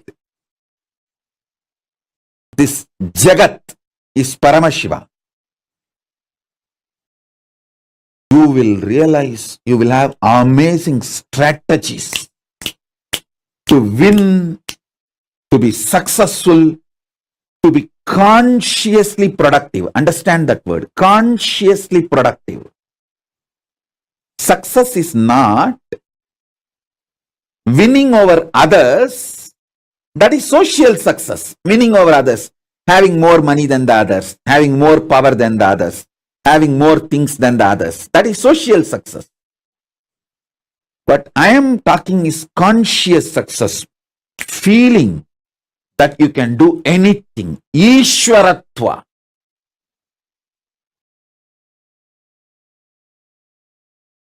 That comes to you when you know this Jagat is Paramashiva.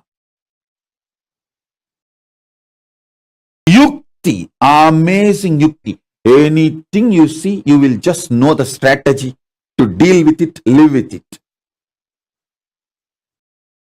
When you come to the conclusion, your soul, Jiva, is Paramashiva,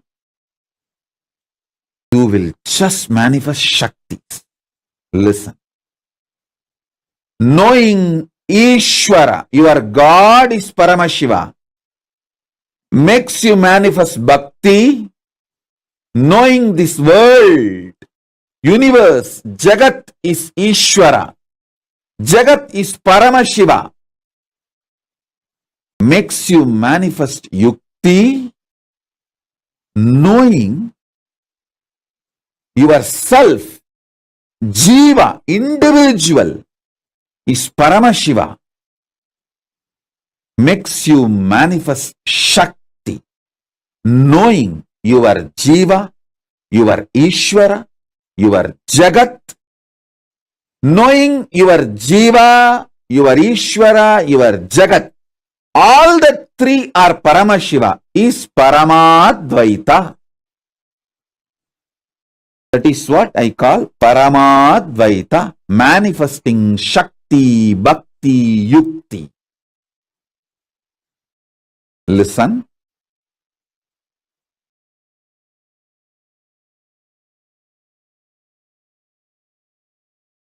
Knowing your soul, individual Jiva, is Paramashiva, your Jagat, world, is Paramashiva, your Ishvara, God, is Paramashiva. Knowing all the three are Paramashiva is Parama Advaita. Listen. Listen to this truth. Every word I am uttering, even if you intellectually catch it, you will be liberated so much. You will have so much liberation. Listen. I'll repeat.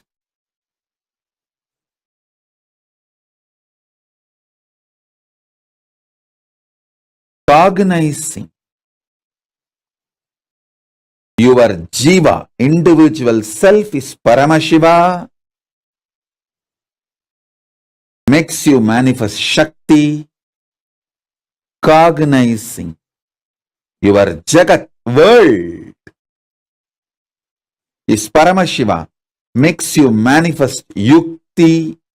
Very powerful strategies for conscious success. You will have social success also, but conscious success, you just know how to deal with everything.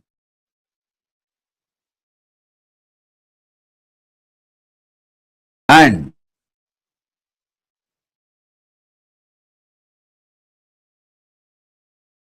if you cognize your Ishvara, God is Paramashiva, you will manifest Bhakti. Understand?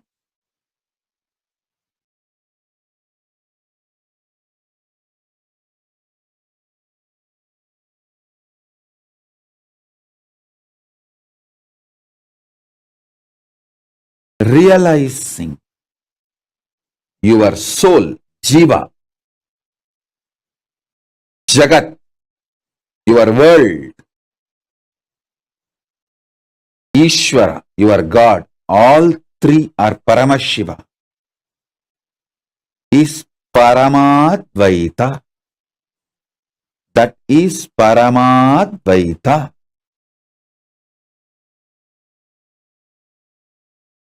In course of life, when body mutates, it starts manifesting more possibilities, more powers. Mind mutates, it starts manifesting more possibilities and more powers. Humanity heard only about these two mutations.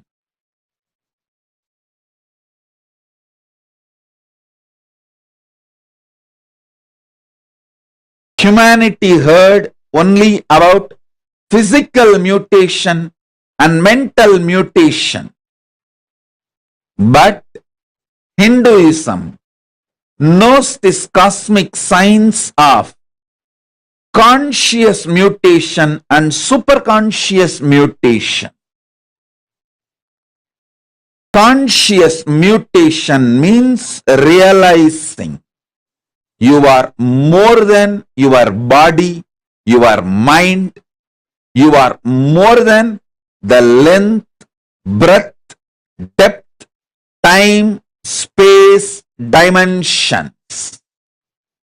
Consciousness is foundation, source of length, breadth, depth, time, space. I can say the force of consciousness is the foundation of gravitation force, electromagnetic force, nuclear force, and strong nuclear force.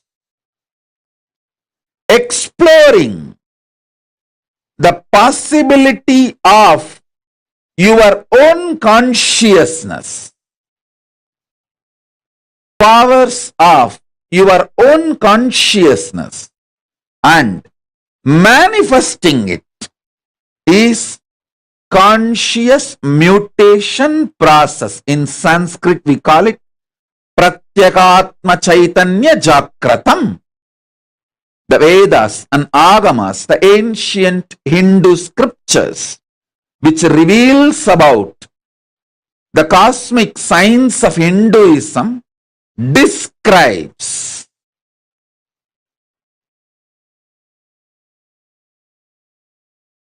conscious mutation as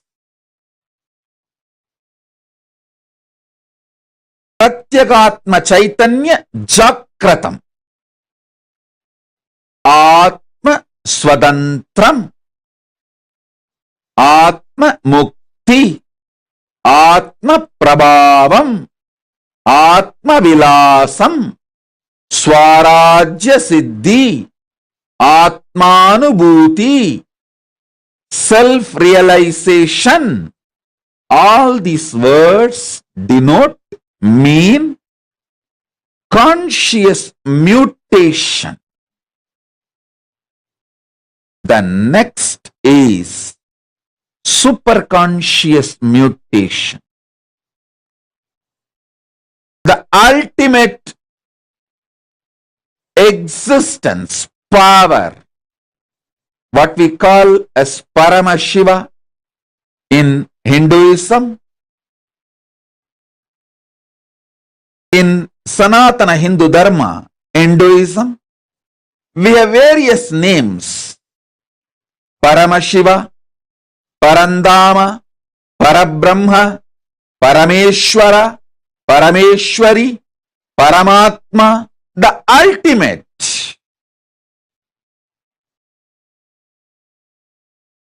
That super consciousness entering into individual consciousness of you, your individual consciousness, and mutation happening, you manifesting. That superconscious mutation is the ultimate. We call it moksha, ultimate liberation, Parama Advaita Anubhuti. In Sanskrit, we use the word Parama Advaita Anubhuti, ultimate oneness. Hindu tradition, Sanatana Hindu Dharma is focused on this superconscious mutation, ultimate oneness. Just physical mutation and mental mutation happens in the lower planes of the universe. But conscious mutation, superconscious mutation happens in the higher planes of the universe, vertical time zones of the universe.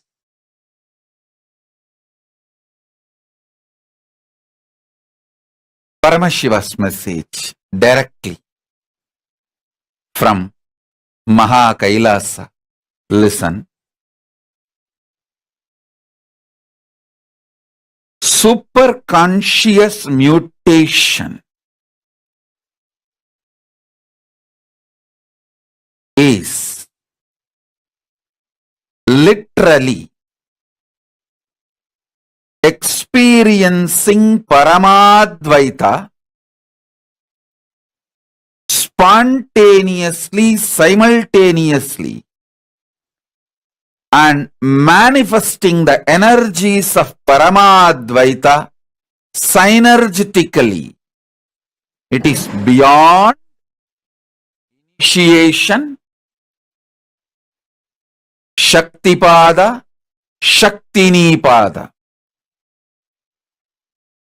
One initiation is equivalent to trillion instructions.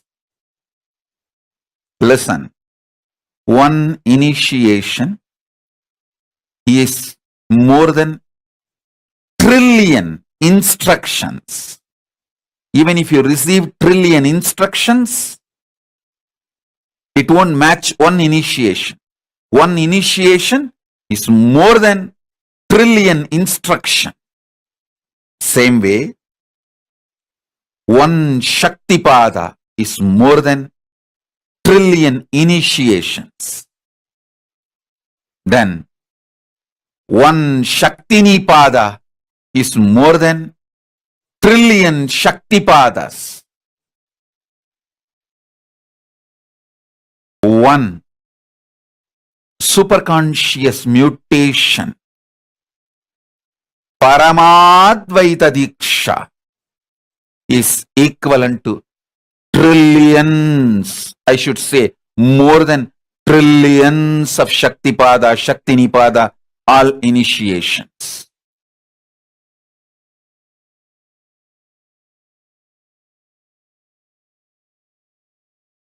Superconscious mutation is the process of manifesting Paramashiva in all your 25 phases and phases. PHASES, phase, phases. faces, F-A-C-E-S.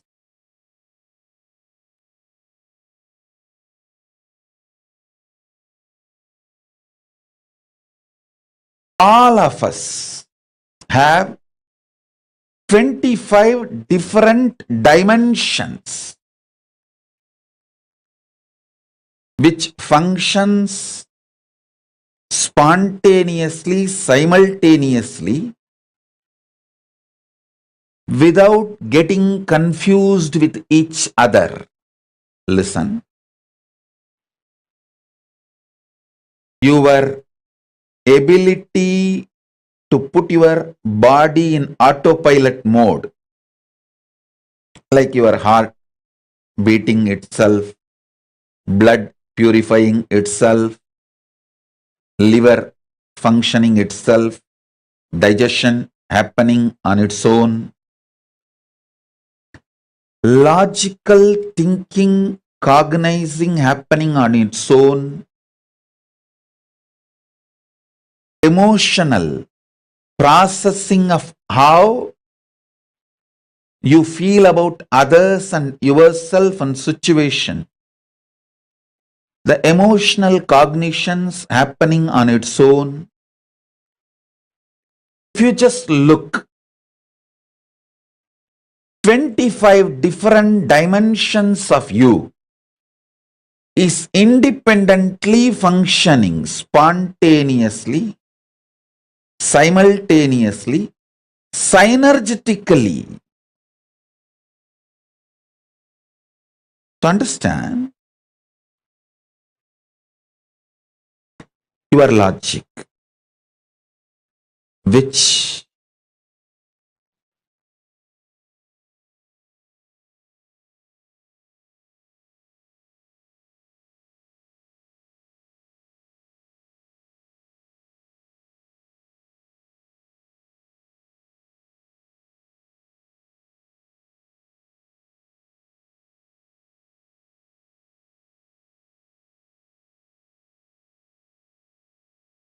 receives information, processes information, makes decision. Your emotional cognitions receives inputs, processes, and decides. Understand, listen.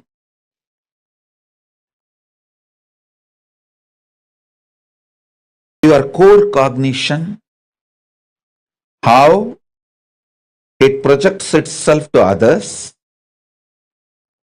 and how it feels about itself and how it is. All these 25 different dimensions of you getting superconscious mutation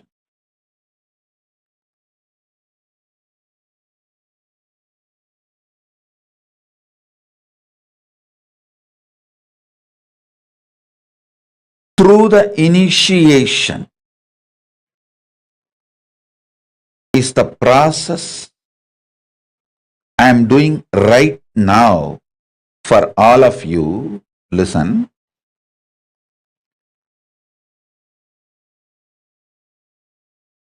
Visualize the 25 face of Paramashiva. You also have it. You also have that same 25 faces. Different face of you is each of that face. So understand, all the 25 faces of Paramashiva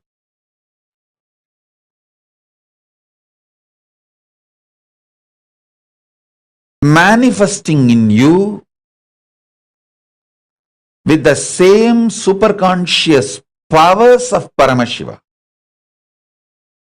is The purpose of the initiation I am doing now, right now. The core phase of Paramashiva is exactly what he is. In you also, the core phase of you is exactly what you are, not what you feel or what you project. No. What you feel as you are is different than what you are. What you project as you are is different from what you are. The core of what you are and the core of what is Paramashiva is made to feel Parama Advaita oneness during this initiation. I have experienced in the parallel universe what is Paramashiva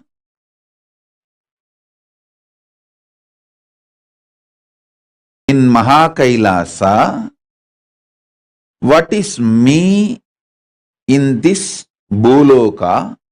The core of Paramashiva, what he is and what I am, is one and the same. That Parama Advaita, when I ignite in you through the initiation, all the different dimensions of Paramashiva, all the 25 phases of you starts getting awakened, starts manifesting. The Parama Advaita,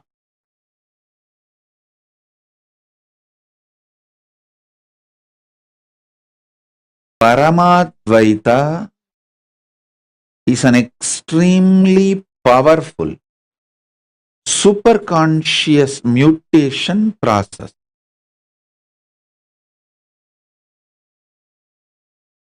When I renounce all my expectations about you, you flower into me. When you renounce all your expectations about me, you manifest in oneness with me. Parama Advaita happens when you renounce all expectations.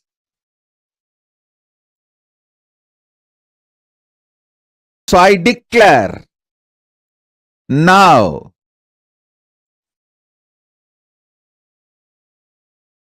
as a living manifestation, Paramavatara of Paramashiva, I renounce all my expectations about all of you.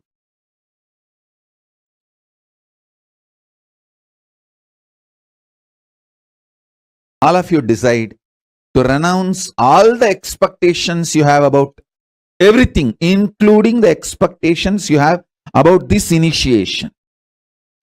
Just sit with a pure Tyaga. Be Tyaga Raja. Be pure Tyagi. Tyaga is the royal way, connects you to manifest Parama Advaita with Paramashiva. It's an immediate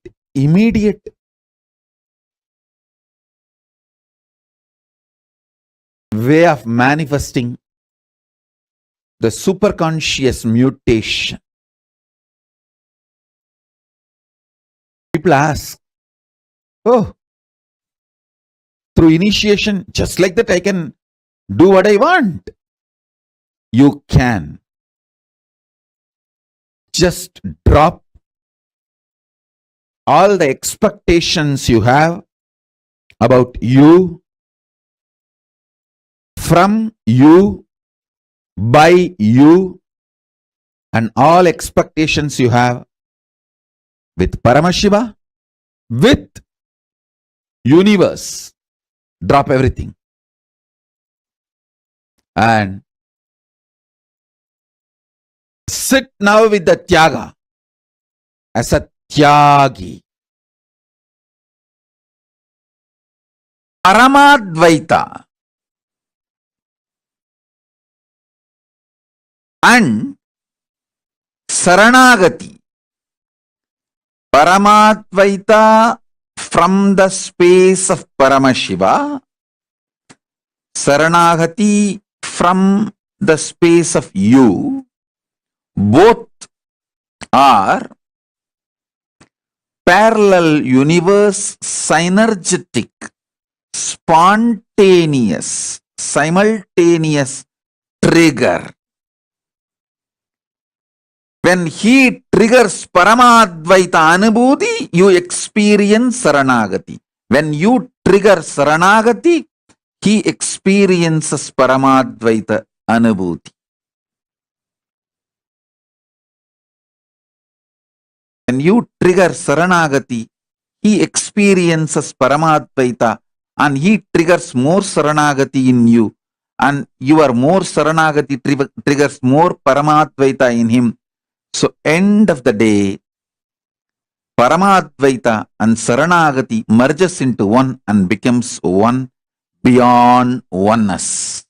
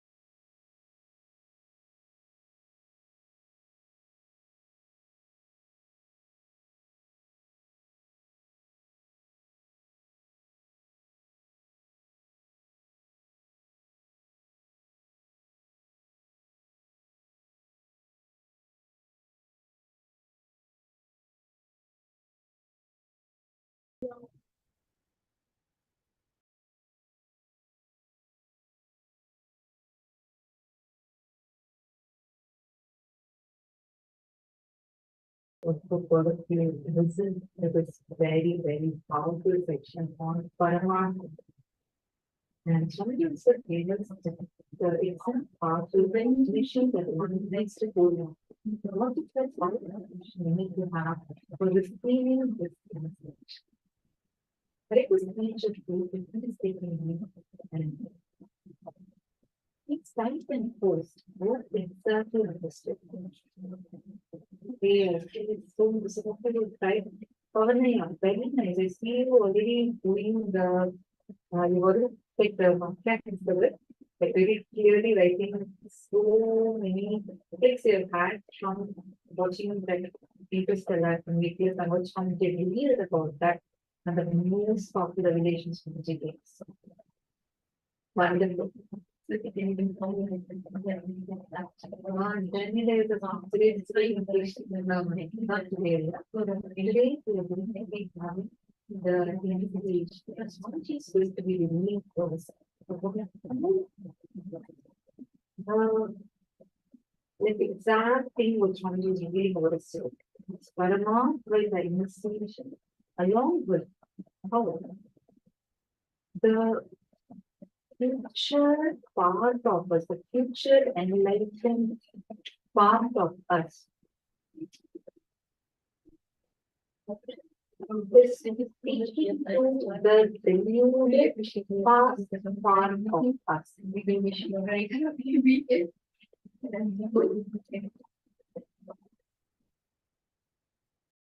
I mean, if you understand.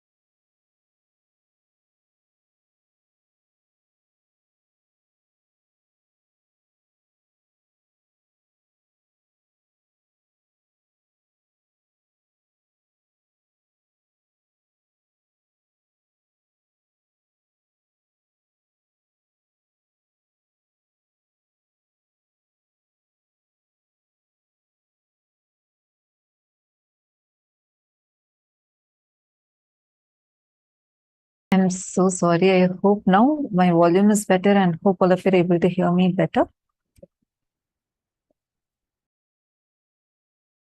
Nithyananda.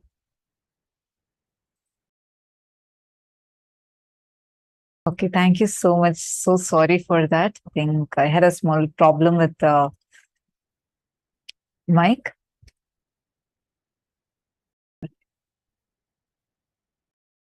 So what I was actually saying is very beautifully, I saw some of you who have already started typing and posting the vakyats, these points. What was the click that you had?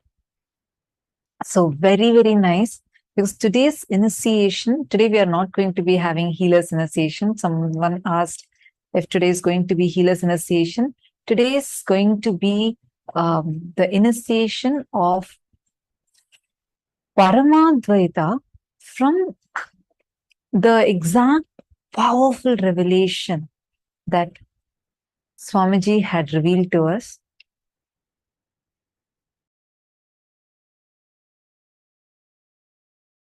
So now first I request you all, take a few minutes and please post what is the exact click that you have had. Take take a few minutes and please post what is the exact click from what Swamiji had revealed to us now. What is the click that each one of you had? What is Parama Advaita? Sanjay or yeah, it's not any hacking of voice. I'm so sorry for that experience. I think I had a small problem with the mic. I fixed it. Now I hope it's better. Sincerely, I apologize to each one of you. See, what we are learning right now is something very, very, very important. Because this is a very important preparation for receiving today's initiation, to receiving today's darshan.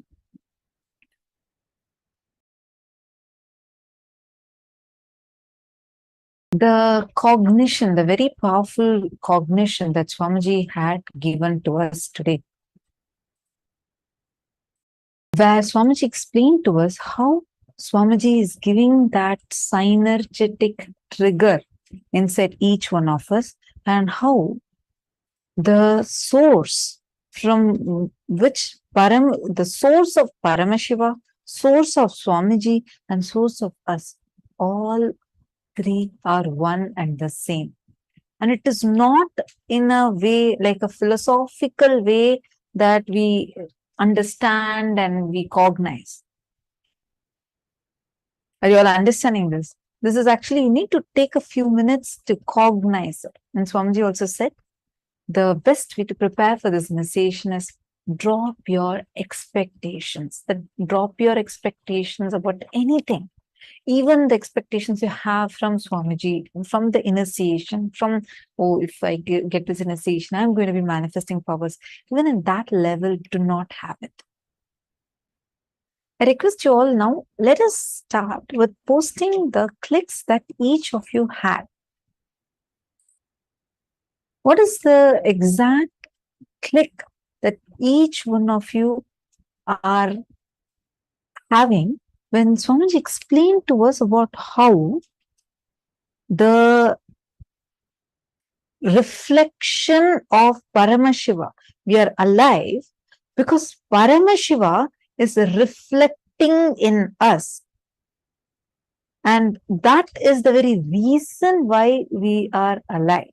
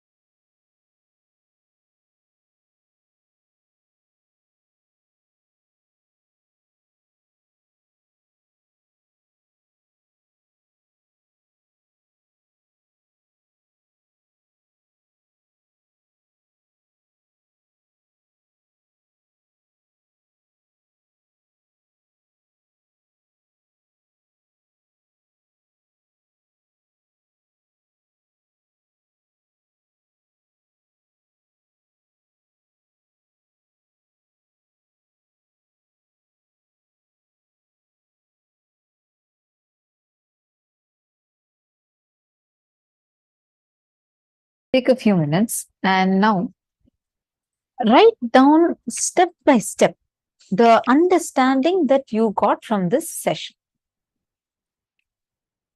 Mihri has posted, eventually we merge into one. So no need to chase our individual goal of life. Just drop individual ideas. Sorry, your message just skipped up. Just drop individual ideas and merge into oneness. Okay. See, one more thing I wanted to tell. If we see these cognitions, there are two ways we can actually respond to it. One, okay, so everything is anyway oneness, then that can also make you feel like, oh, there's no purpose of this. From the context where you are no more driven for anything. But Swamiji is saying the ultimate unclutching, simultaneously, synergetically intense activism. Yes, you don't need to chase your individual goals, but intense activism. Understanding? What does that do when you let go of your expectations? Swamiji explained it nicely. I did not hold everything. Oh, no problem. Ananda Mahapurna, I'll explain to you now. From whatever my understanding is, I'm going to be explaining it to you now. See, expectations. Let's understand this word a little more clearly. The expectations that we have determines the kind of experience we are experiencing from our life. For example, you restrict a few things, like you say, a simple example. How many of you here have felt, I'm not at all manifesting powers. Power manifestation is not at all happening to me. I even doubt, probably my third eye is corroded, eroded, and it's not probably alive, active, working. How many of you have any of these cognitions? Take a moment and just you can put yes or even you can put a cognition. Please tell.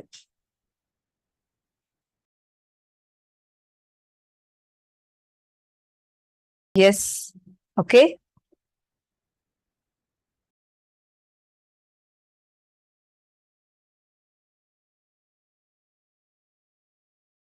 Right. Now, when you carry the cognitions that you carry inside of you, some expectations you have to get something. Like you're saying that if I'm sitting and manifesting powers, if I am going to be sitting now and doing the seeing through the third eye, then exactly as it is outside, it has to appear in front of me in my third eye.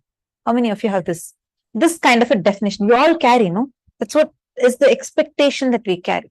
We all carry like a frame through which we all see it.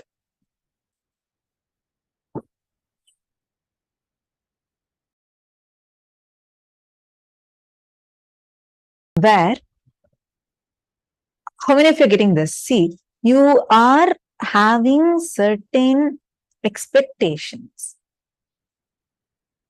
Like literally, you see, like, because I have had this before, I used to carry all the time. I used to say that, oh, I'm not manifesting because I can't see exactly what is there outside as it is. I can't really see it. So I'm getting, like I'm not really manifesting powers. Probably these powers are not for me. I'm more of, maybe I need more completion. I used to give these kind of reasonings to myself. For a long time, I kept pushing. Actually, many tests were conducted, many experiments were conducted, like where I still remember I was resisting, saying, no, I can't see through my third eye. It just does not work for me. And then one of the scientists who were doing the research, conducting studies, so she came to me and she actually took me to a room, the lab, where like it was in pitch dark, like complete darkness.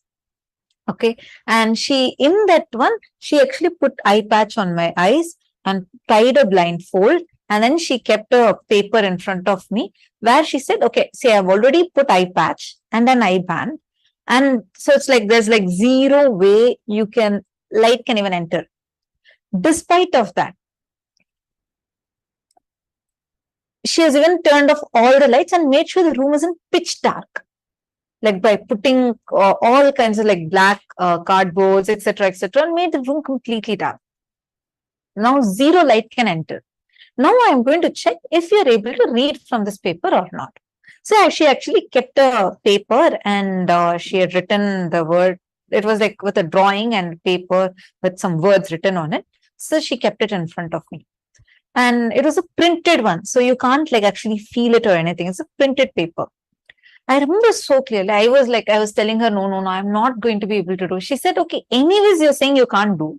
You just sit. So my mentor was also there. She said, anyways, you're saying you can't do. So you are, leave with us whether you can do or you can't do. Anyways, you came off here. Just sit. If at all something has to manifest, only Swamiji can do. Right? You don't bother about whether you can do or not, because anyways, you can't do it. It's only Swamiji who can do. Just sit and try.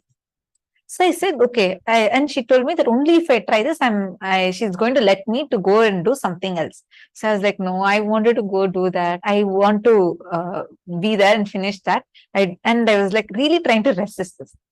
So then I remember very clearly, I touched the paper. Like there's zero way to see it. Whatever letters came in me, I started telling whatever thought came in me, I first started telling that. They kept changing the paper one after another, one after another, one after another. 7 times straight with no mistakes. I was able to see everything clearly. It was not exactly as it is. It was not exactly as, okay, this is what I'm able to see with my 2 eyes, and that's why I'm seeing like this. But I was able to see beyond my understanding, my expectations. Are you understanding? This was the experience Swamiji gave to me. Now, every time when I'm putting a judgment saying, like this only, I have to be able to manifest, means my power manifestation should happen exactly like this. If I'm saying and putting that as a frame, any other way my third eye is showing, I'm saying I'm denying that very possibility for me. How many of you are understanding that? You need to renounce any kind of expectations. Any expectation is a corruption in your inner space, because you are not going to be able to even cognize what life is showering upon you. That is the reason all the time we keep complaining, I can't manifest. So this does not come for me. Oh, these miracles don't happen for me. Others have such amazing spiritual experiences. These experiences won't come for me. I see many of you giggling now. I know, because we all have such cognitions. We go on carrying these cognitions inside us. These are the expectations. You're understanding? Swamiji is telling, renounce that. If you go a little more deeply, you will understand that it is when Swamiji is telling drop your expectation, Swamiji is telling drop even in the level where you feel, okay, like you have certain expectations that you are carrying, even to the level like, I should feel some bliss. This should happen. No, do tyaga of everything. Just sit because you're sitting with Swamiji. Just sit, that's all. You don't need to have a reason. You will see your inner space will get ready to receive what Swamiji is waiting to shower. He's here waiting with so many gifts. Are you understanding? Ma Ananda Mahapurna, don't even worry about thinking like, okay, am I going to get this? Ma Martha has posted, I can move the Atmalinga on cell phone when I hold the cell phone in hand. Just that one I'm looking to grow. Okay. Now, Ma Martha, do you see? This is the expectation we have. We are expecting, saying in this scenario that you have given. Your expectation is, if I want my Atmalinga to move, I want to actually see it roll. Nothing wrong. Nothing wrong. But as long as you're carrying that as an expectation and sitting and looking at it, and you see that it has not yet rolled to the way that you want it, you're denying to yourself, saying, okay, it didn't happen. I sat for 5 minutes or 10 minutes. It did not happen. Why is it taking so long? It will not happen. I know for sure. This is what I told. I knew it. This power is not going to work for me. And we declare and we declare to ourselves, this is not going to be working for me. This is not going to be manifesting in me. And we stop our possibility.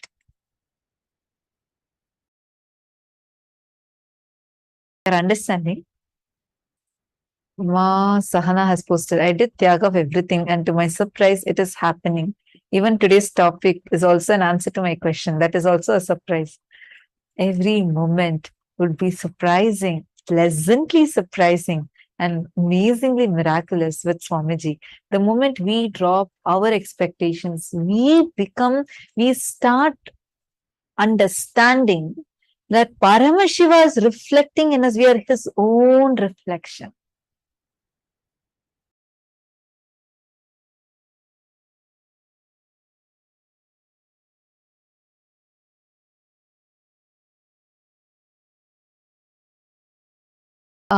Elizabeth Silva, sorry, I'm going to check the Atmalinga again, ma. I'll check on it and I'll make sure that you're receiving it. This is a gift from Swamiji, definitely you'll be receiving it. Okay. So now shall we all move to power manifestation?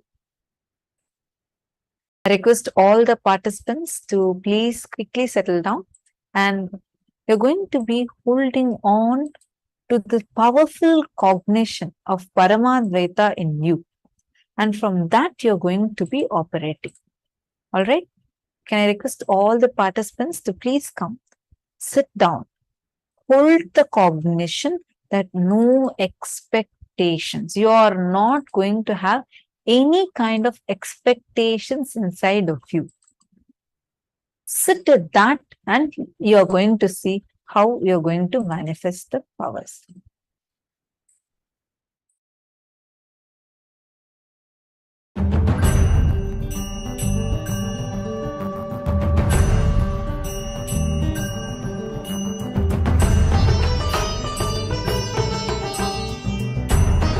This is Beilin Gao. I from Norway. 27th of July, I did group puja. In this puja, we allowed to write 4 family members. So I write down my husband name and my parents to pray healthy. Around 2 o'clock in the morning, puja is finished in Norwegian time. Then after 5 hours, we eating breakfast and we go to work. But before we eating breakfast, my husband used to take some medicines and using spray to his nose and drop his eyes because he is very seriously for allergy. He is nearly 30 years. And if he don't use that, he is painful. His eyes couldn't open, and nose is bleeding sometimes. Using this medicine also over 1 year and couldn't stop. But just the same days, in that morning before breakfast, he didn't doing the same action. I'm very surprised in that time because he is a Norwegian. I didn't tell him I did puja for him, and I also didn't ask. So we just go to job. After we go back home, and in the evening we have a free talking. I asked him, today you forgot using your medicine for your allergy for your nose and eyes. He said yes. Today morning, when I wake up, I suddenly decided myself I don't want using my medicine. So whole day I didn't feeling unwell. It's quite well. So I quit it. In my mind, I think, wow, must be Swamiji did. And strongly recommend everybody to participate in the ritual in the Swamiji of us to get blessing. Nithyananda.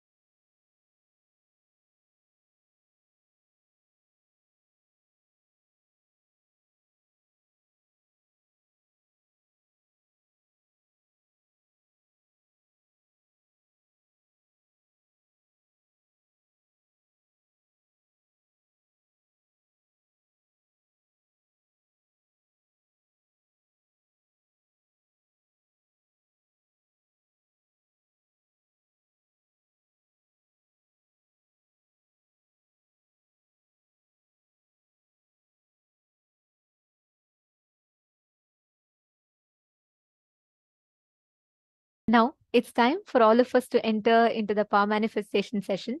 So, Ma Viraja, why don't you share with us what Parama Advaita, what Swamiji explained as Parama Advaita? Sure.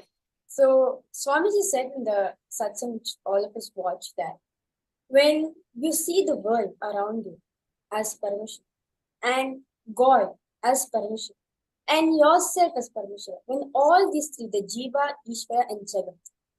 So the world, when you see the world around you as Paramashiva, and when you see the God, when you know, when your God is Paramashiva, and when you remember yourself as Paramashiva, all these three, when all these three is Paramashiva, it becomes Paramadvaita. Basically, when everything becomes Paramashiva, we experience Paramadvaita.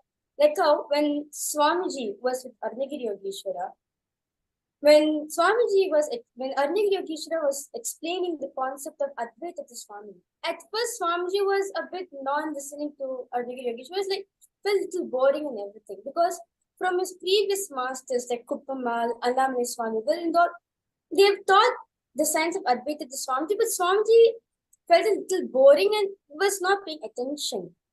And Arnagiri Yogeshwara noticed this and immediately called Swamiji saying, Swami, and Swamiji sat up. Naturally, Arnagiri Yogeshwara is even when Swamiji says what Arnagiri Yogeshwara, immediately always have a wide smile because the way Swamiji describes about the relationship between him and Arnagiri Yogeshwara is so I know it's such a scene to be seen. Like even I, like if at all I have chance to ask Swamiji, like I'll say Swamiji, I really want to have this darshan of you and Anya Yogeshwar sitting together having the relationship.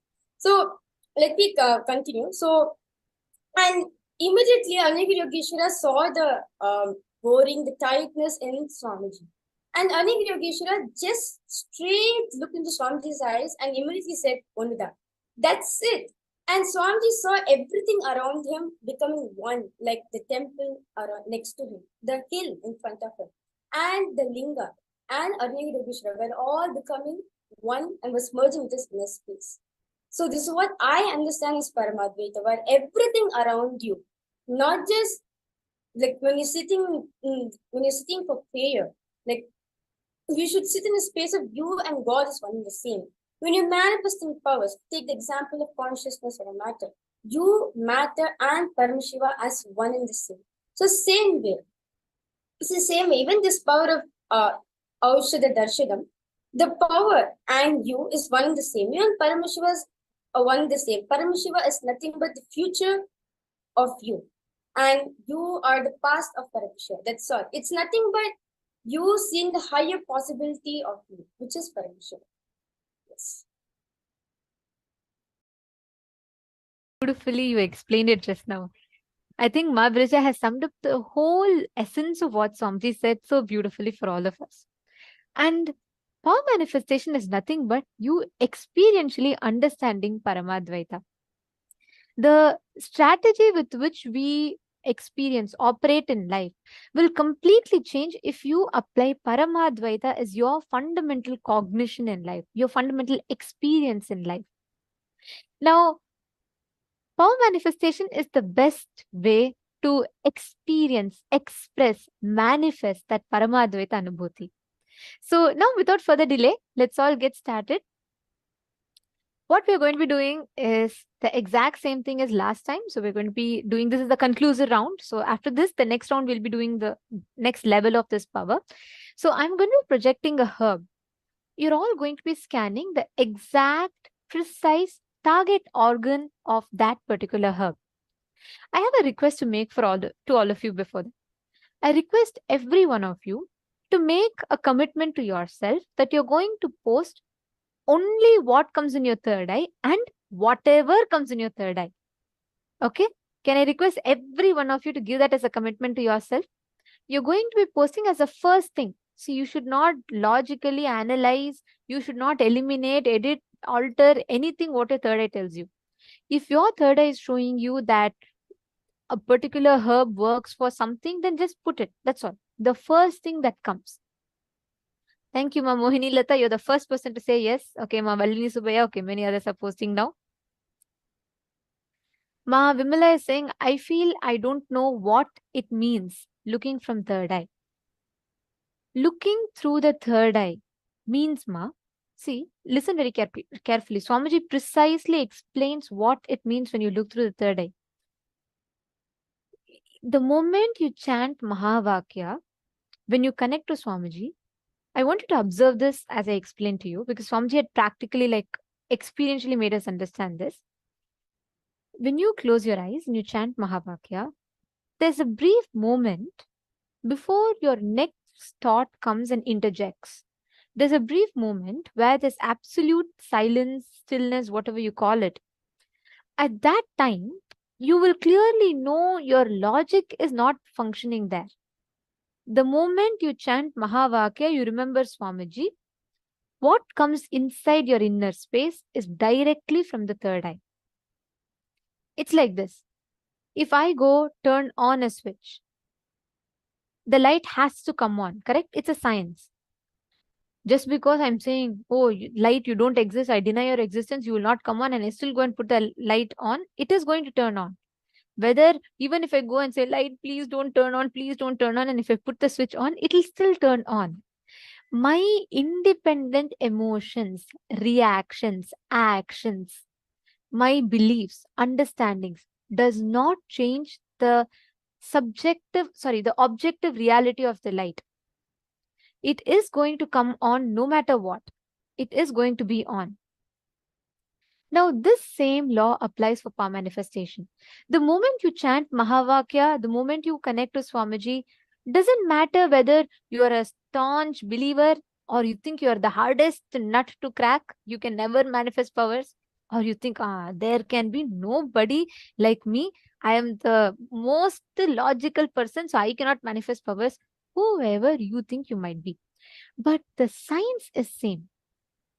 The science is very simple. The science is very, very straightforward. So, Ma Vimala, what you need to do is every time you scan, every time you manifest, right? Have this as a simple measurement. The moment you chant Mahavakya, the moment you visualize Swamiji in your inner space, the first thing that comes in your inner space is directly from the third eye. The moment after that, always if you notice, there'll be a gap. After that, only your next thought will come. It will say, oh, could it be this? This plant looks more like maybe for cough, it could be. In the previous round, they showed answers like this. The logic will start operating a few seconds, milliseconds later. You start with that, slowly you will see the duration of that manifestation will start expanding, expanding, and expanding.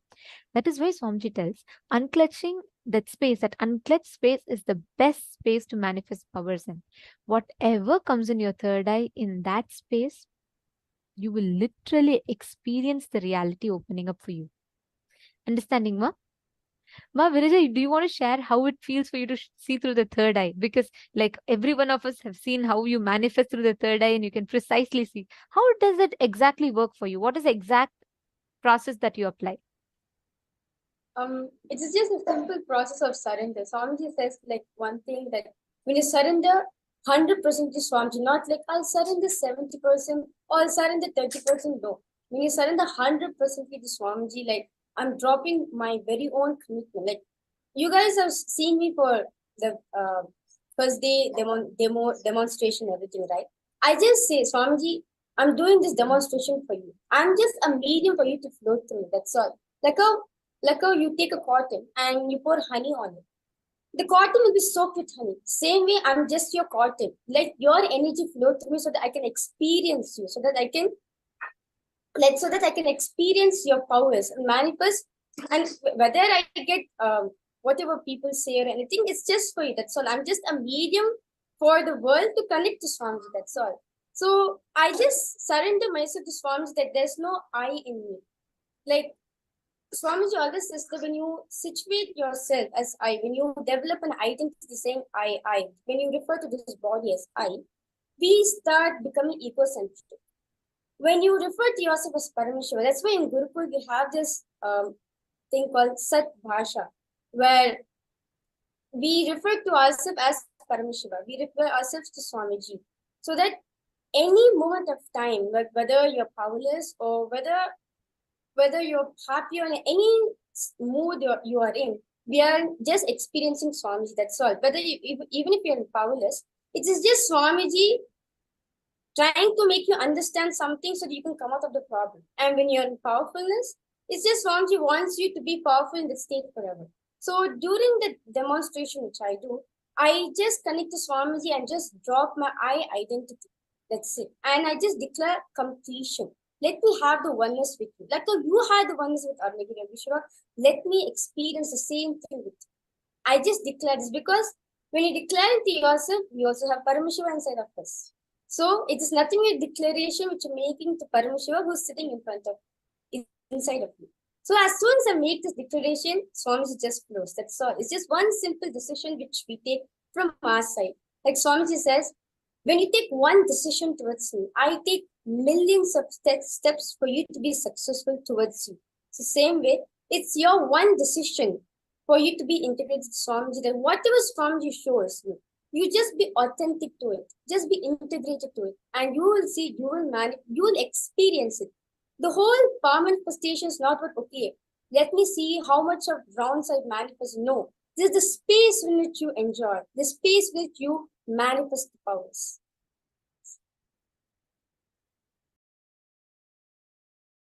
Now, without further delay, let's all get started with the power manifestation. So we're going to enter the first round in 3, 2, and 1. Go ahead. Please start posting whatever whatever you are seeing. Just make that as a commitment. What Swamiji is showing you, go ahead and post it.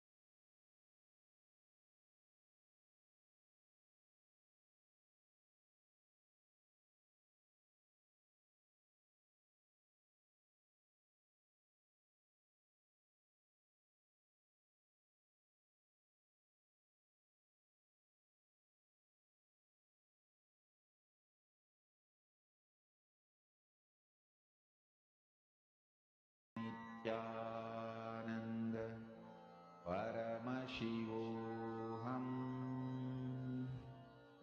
Om Nithyananda Paramashivoham.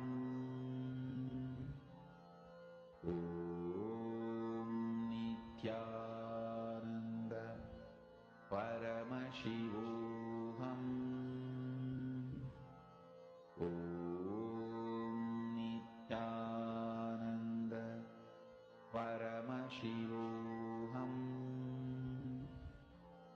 Om Nithyananda Paramashivoham.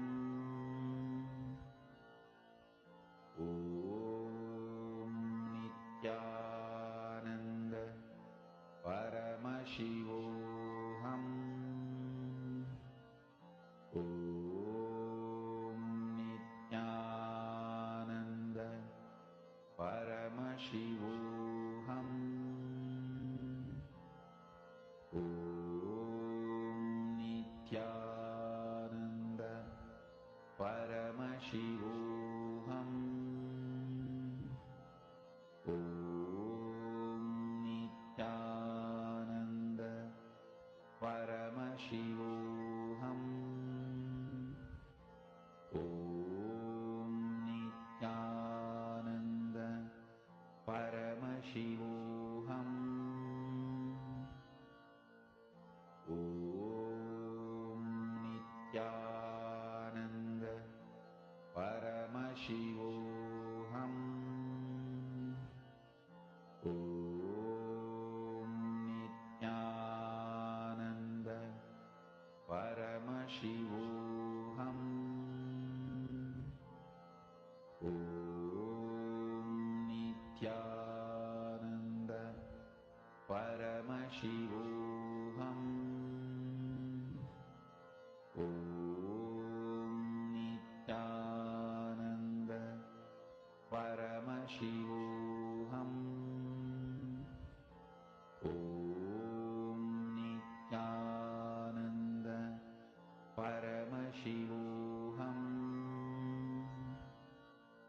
Om Nithyananda Paramashivoham. Om Nithyananda Paramashivoham. Om Nithyananda Paramashivoham. Om Nithyananda Paramashivoham. Om Nithyananda Paramashivoham.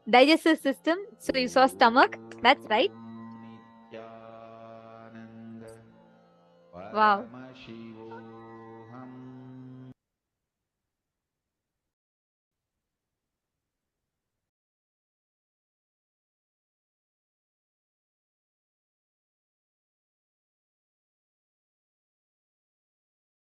See, I do see many of you have posted different things. That might be its other uses. Like, for example, when we take one medicine in Ayurveda, that medicine also has other positive side effects that it gives us. But what we are counting right now is the main exact reason that it is used for. So, Sonia Rao, it is useful to boost the immunity and the other parts as well. But predominantly, it's used for digestion. Actually, next, what we are going to be entering into right after this is a very important session, because we are going to be learning about one of the most important aspects. Yesterday, Swamiji revealed to us about the time matrix. Today, we are going to have, I'm as excited as each of you, and I'm very curious to know what Swamiji is going to be revealing today. And we are going to be preparing ourselves with some of the important sessions, powerful cognitions, to receive what Swamiji is going to be initiating us into today and revealing for us today. So I request all the participants here, please provide your complete listening to the next session. And this session will be followed by a re-telecast of yesterday's session. What Swamiji revealed to us yesterday, we will be having a re-telecast of that session right after this. And I request all of you to take a few minutes. Please invite your friends, family members, anybody that you're going to invite them for the darshan. Please invite them for this. It is very important that they attend this session so that they understand the basics. Swamiji is going to be revealing further on this principle today. So I request every one of you to please be available. And Paratatvaya, you can call all the Chinese to come and settle down. The Chinese translators, French translators, all the language translators, please announce for the participants of your respective languages to please come and settle down. I request all the participants to please be seated in front of the camera. This is very important session. This session will be followed by the exact revelations that Swamiji revealed to us yesterday, following which we will be having a discussion, a Vakyartha Satas on that. So let's. The Isavasya Upanishad's 11th verse. Please recite along with me. 14th verse of the Isavasya Upanishad. Recite. Sambudhim cha vinasam cha yastat vedopayagnusaha vinasena mrityum tirtva sambudhyamritamashnude. Understand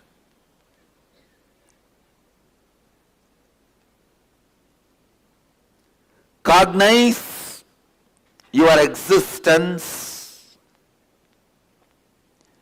cognize the existence of the life, universe, God, everything with a larger vision. Listen, why you do what you do, why you think the way you think,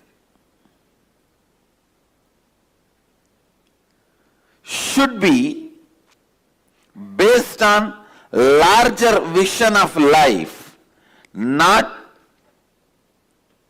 just a immediate agitation gratification. Please understand, all your so-called luxury, the sensory pleasures, are agitation gratification.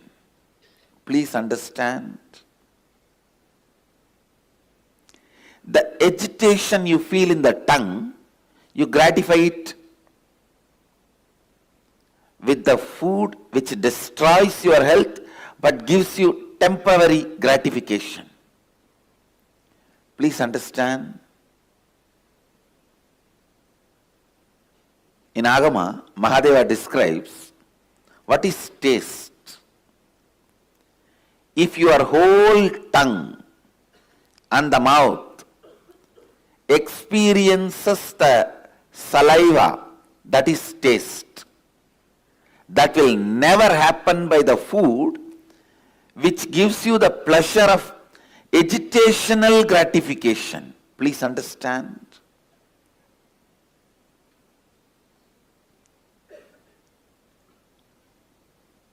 High spicy. Understand?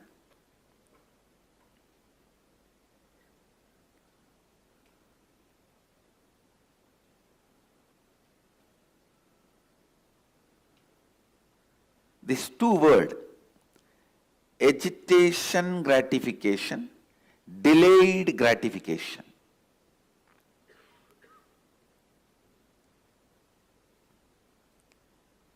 When you think you are going to exist only this 20-25 years which is in front of your eyes, you will always opt for only agitational gratification things. Now, what next? What next?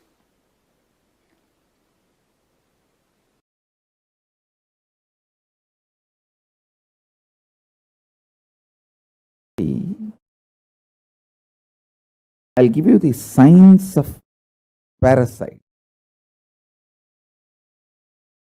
Whenever you go through the intense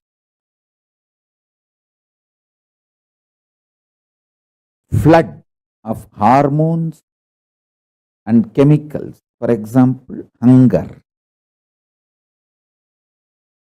or feeling very horny, lusty, or feeling frightened, terrorized, whether you feel lusty, sexually driven, horny, or frightened, terrorized, or hungry, all these three is just flood of hormones and chemicals inside you.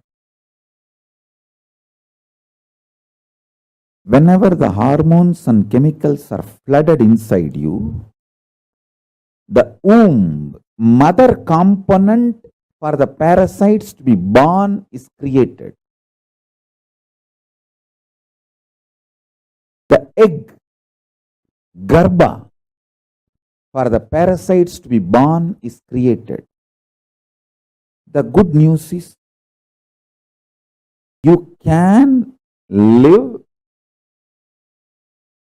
without letting the parasites happen in you. But if you decide to dump food the moment you feel hungry, your action is the male component, sperm inserted into that egg.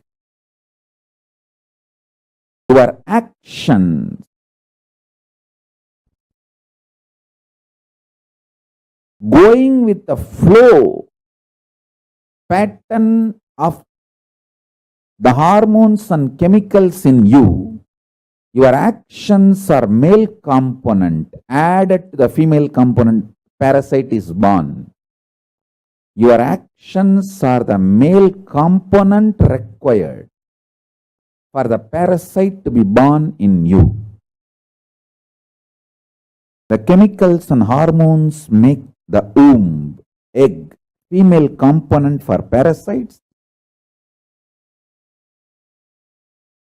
Your deluded actions, going with the flow of the hormones and chemicals, those actions are male component. for the parasites to be born. When they both happen, when they both meet, parasites are born in you. Listen. Never eat the moment you are hungry. Bring eating to a very clear, conscious flow. I give you the best practice. Eat only once a day. Listen to every line. Eat only once a day. At least within next 6 months, come to this practice. Raise yourself. Eat only once a day. Keep everything you want to eat before the puja. Offer everything to Paramashiva and Guru in the puja. All this as a reason. Because when you eat only once, your whole body will feel the hunger. Even though you are feeling hungry and the food is in front of you, you cannot eat immediately because you have to do the puja. Whole thing has to be offered to Paramashiva. The delayed gratification will happen. So the agitated parasites will not get strengthened by your repeated actions of fulfilling them whenever they trigger you. See, when the parasites are born, they get strengthened by triggering you and making you act on the same pattern. Listen.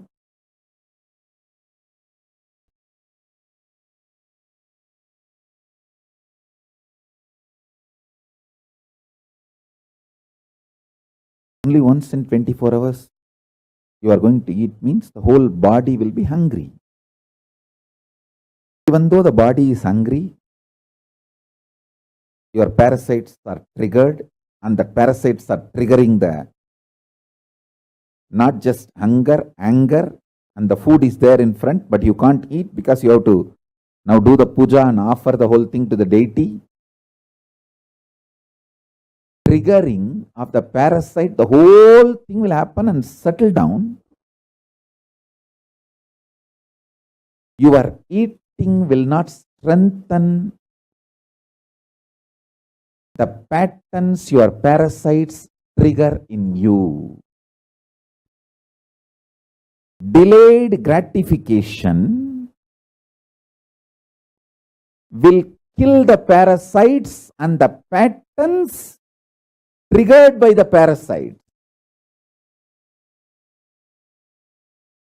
The person who does delayed gratification lives healthy, long.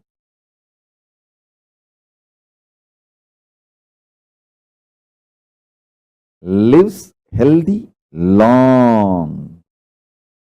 Because the parasites in him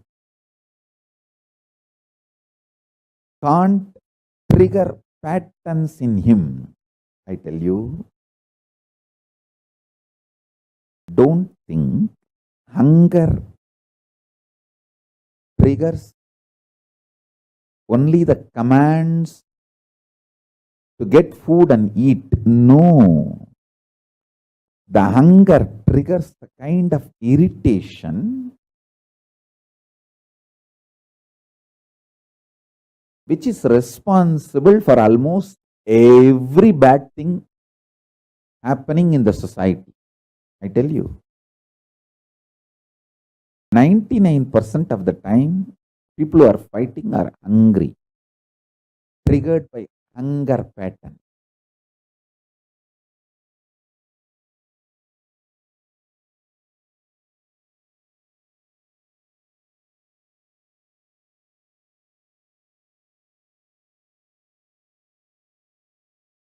Annadana is the best strategy.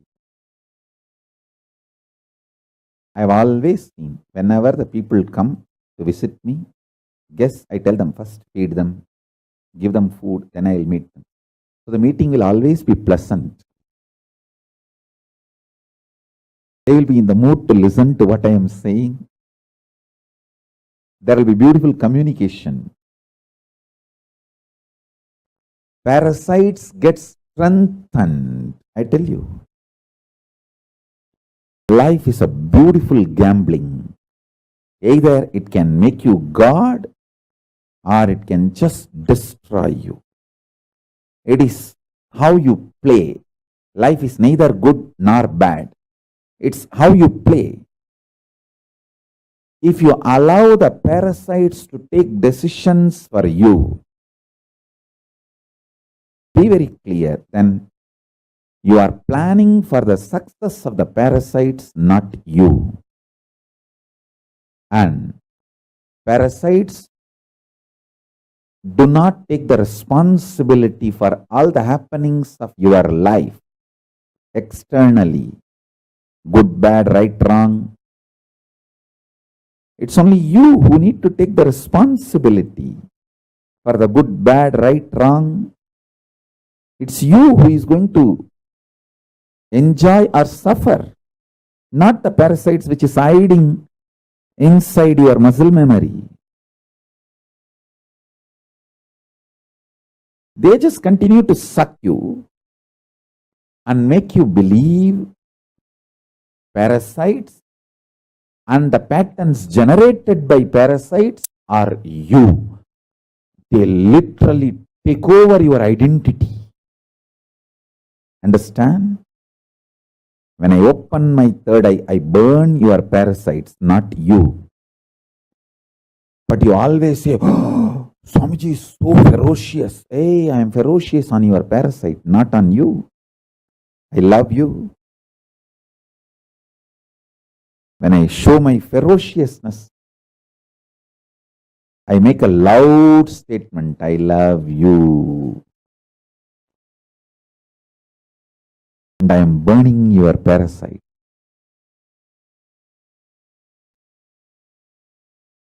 If you try to burn it on your own, you may take births and births. If you allow me to burn it, I can finish it in few days. I am telling you.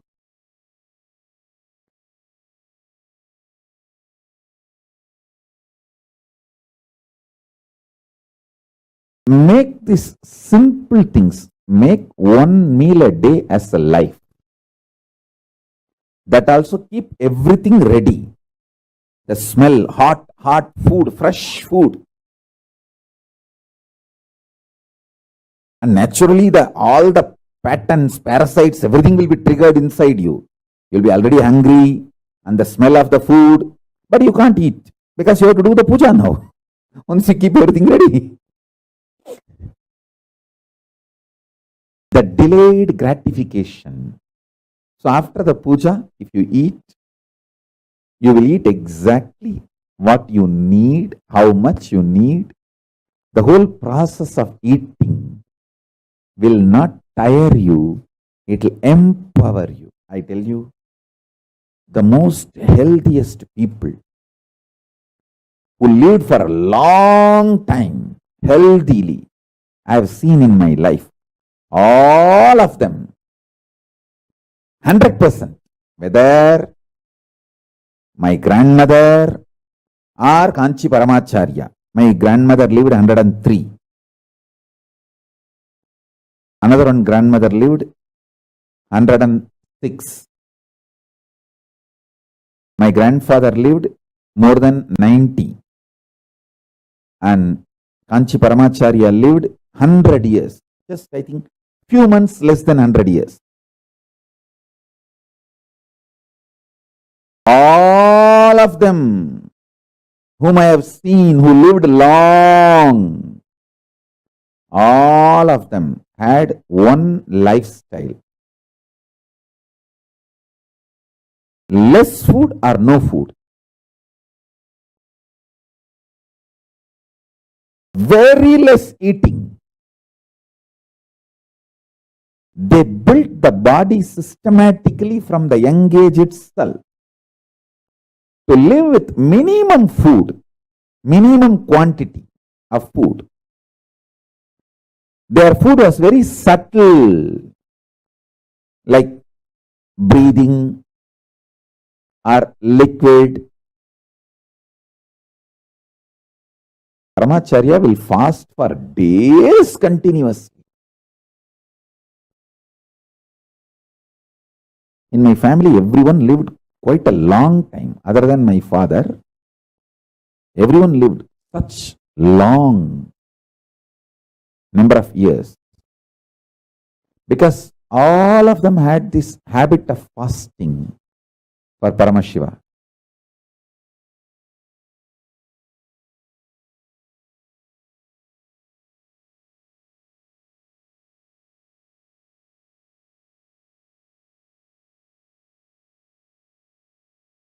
Listen,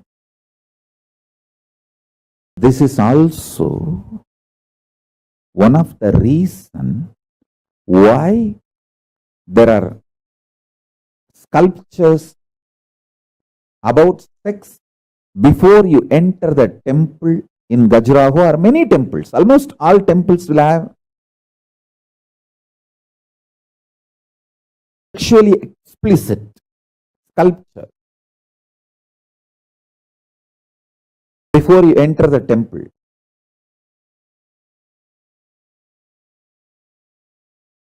It's like delayed gratification. You have come to the temple. There are multiple reasons. One, that is the way that proper right sex education was preserved and presented to generations in Hindu tradition. And second, you are sexually triggered, but you can't act out. Now you have to go to the temple inside and do puja.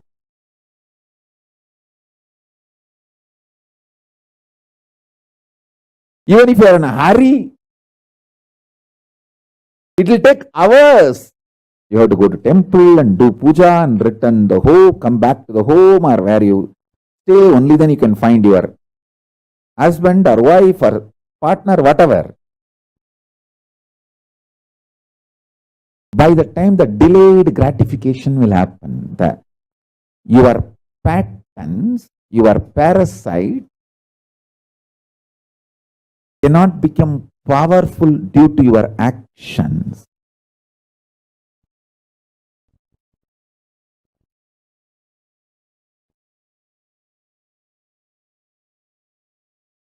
If you listen to my instruction and practice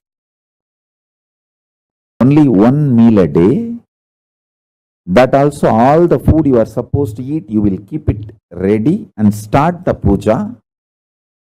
By the time you start the puja, literally all your parasites will be triggered, microbes will be triggered. They will all be passing commands inside you. Hey, do this, do. And everything will be triggered. But you are silently supposed to sit and do puja. Bhadyam samarpayami. By the time you finish the puja and start eating, all that patterns will settle down and beautifully the delayed gratification will happen. Your eating will not strengthen your parasites, microbes and the patterns triggered by them. If you understand this, you will also understand why the sexually explicit sculptures outside the temple. Because when you see them, you will be triggered, but you can't act now. You have to go inside the temple and do puja. So the parasite and the patterns triggered by parasites will just melt down. Your action will not strengthen the parasites and the patterns triggered by the parasite.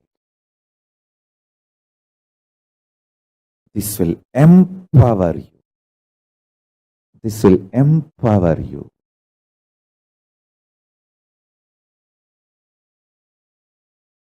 To be energetic, you don't need to eat whole day. What is eaten whole day is junk food. That is not the food for energy or health. To be healthy, just that 1 or 2 meal, clear diet, vegetarian, uncooked, sattvic food is enough. But the diet should be with a clear rule and regulation. Same way, to be enlightened, you don't even need to do whole day spiritual practices. Just the right cognitions, awaken the right cognitions inside and install them, invoke them. Please understand. Now the truths I am teaching, if you invoke them inside your being, they will be making peace inside you eternally. The deepermost part of the cosmic consciousness is peace. Sadashiva. You can experience that by this verse. Please understand. This verse can make you experience the deepermost part of the cosmos, the eternal peace, the Sadashiva. Only one thing. Sit with yourself. Cognize what all is perishable, inauthentic ambitions in you, what all imperishable, authentic, conscious manifestation in you. Don't be afraid. You may suddenly find there is nothing authentic in you. Everything is just perishable, inauthentic. Don't be afraid of that. Everything being inauthentic is not something wrong, but you living it without recognizing it is something wrong. So even if you recognize everything you know inside you is inauthentic,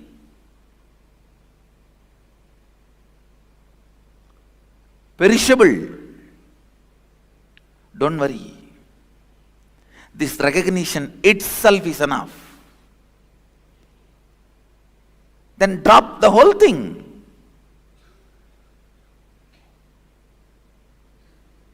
Drop everything you discovered as perishable.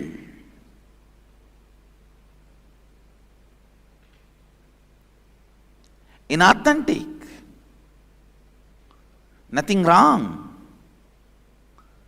You may ask, then how will I run my life? What will I hold on? Don't worry about that. You don't need to hold on to anything for your life. Life is independent of your thinking and cognition. It is independent intelligence. It will start expressing when you drop all the inauthentic cognitions. When you drop all the inauthentic cognitions,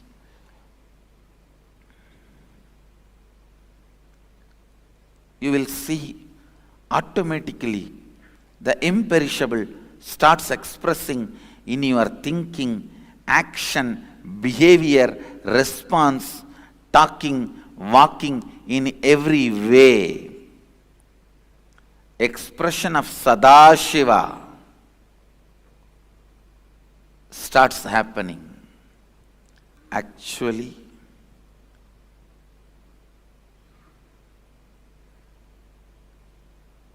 when you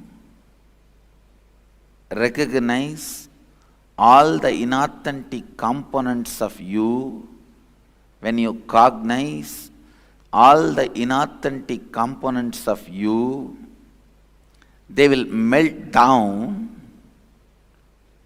and the authentic, imperishable will start manifesting.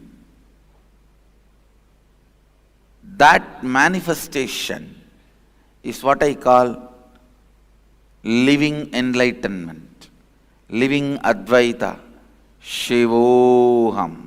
The cause of manifestation, Sambhavat, is Shambhava.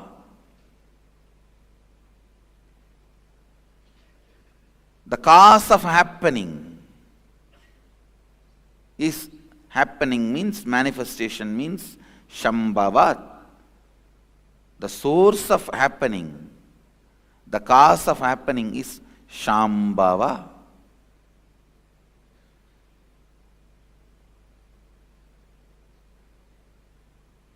Here, the source of happening is master.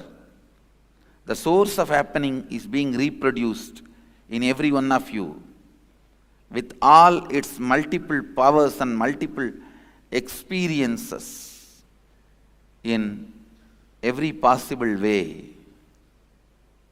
Sambhudim cha vinasham cha yastat vedo bhayagum saha vinashena mrityum tirtva sambhutyat mritamashnute. One who cognizes the pure essence of these both, the imperishable consciousness, the cause of manifestation, and the destructible, the perishable, manifested entities simultaneously, such a person completes with the fear of death and transcends death by worshipping or by knowledge of the imperishable entities, and reaches the imperishable consciousness and celebrates the nectar of immortality and bliss, the eternal space of oneness.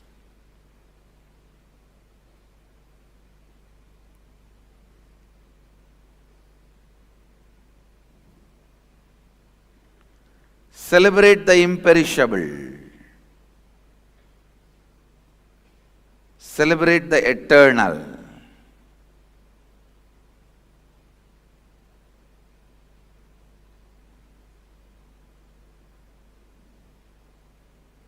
Cognize what is imperishable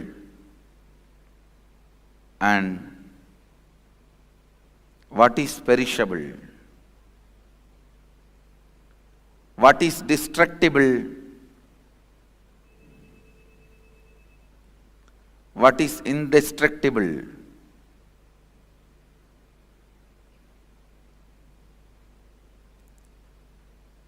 When you start cognizing the inauthentic, perishable, authentic, imperishable inside you,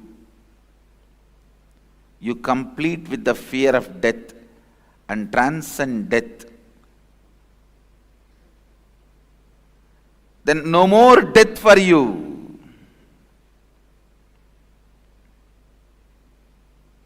No more death for you.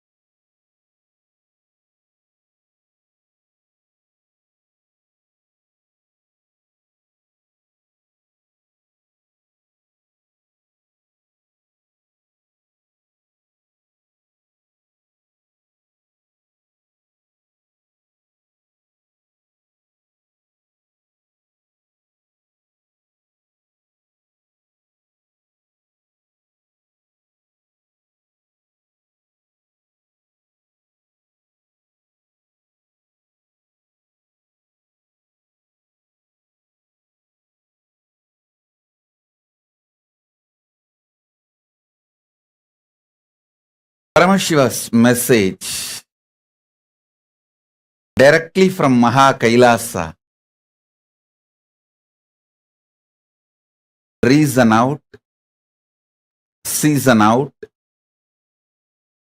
hang out, chill out with the highest truth of Paramashivatva.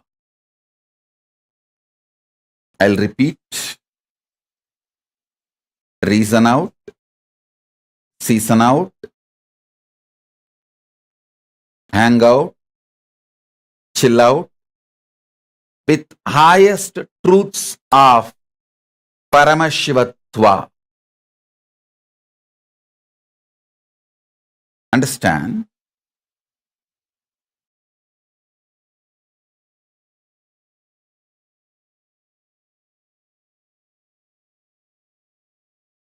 Truths of Paramashivatva. All the constitutional rights given to each soul by the cosmos is the highest truths of Paramashivatva. See, like each country guarantees some rights by their constitution to their citizens, cosmos guarantees certain rights to all the beings, especially to human beings. So understand,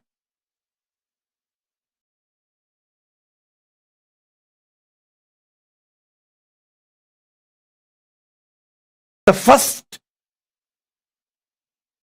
right, they call it as the first amendment. The first right cosmos gives you is to think, feel, experience, and live as Paramashiva, and to be treated by everyone around you, everything around you as Paramashiva. Listen, not only you have the right to think, feel, exist, experience, live as Paramashiva, you have the right, everything around you, not only human beings, even the nature around you, should treat you as a Paramashiva, and you have a right. Please understand, these are the fundamental rights guaranteed by the cosmic constitution to every being, especially to human beings, because the human beings are hardwired for these greatest truths. Reason out. When I say reason out, I mean continuously using your logic, rationality. See, power to rationalize, ability to logically analyze, ability to internalize, the power of Sankhya, the right reasoning, the right way of reasoning is the unique gift given to all human beings. Understand?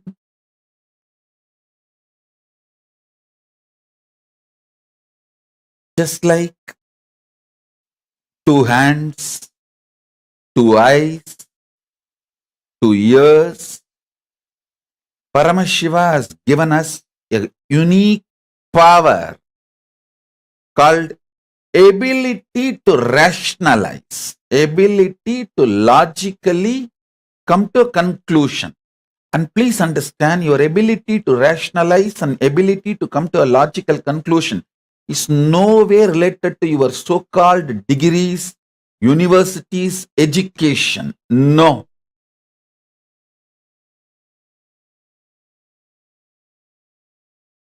Ability to logically come to conclusion, ability to rationalize comes through involvement. It is simple involvement. Please understand. If you develop the ability to rationalize, logically come to conclusion, reason out, through involvement, that becomes a powerful tool for your pratyaksha pramana.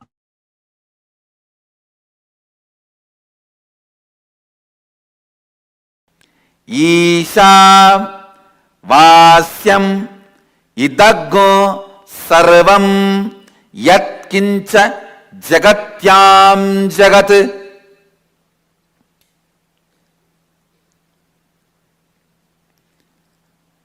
Whatever you perceive as changeful inside and outside you, even when you perceive as changeful inside and outside you, it is God consciousness which is beyond any change. Listen.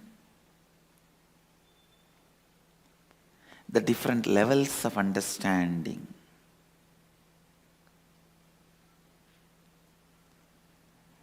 When there is a movement, thought flow in you, when there is a change in you, outside also changes, so it is called world. This is yoga. Stop the movement inside you. Inside, when the movement stops, outside movement also will stop. You will perceive the world as consciousness. This is Tantra. Hey, listen. Even while you perceive the change inside and outside you as changeful, it is consciousness living Advaita. Advaita.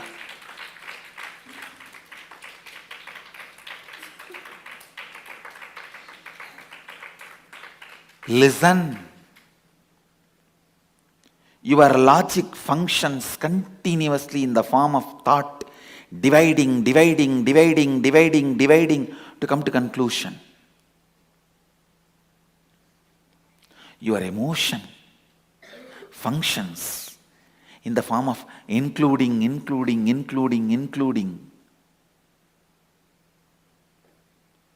to reach completion.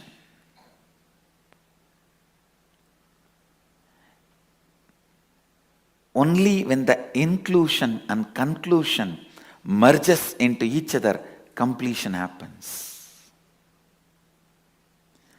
People who sacrifice conclusion for the sake of inclusion are poets.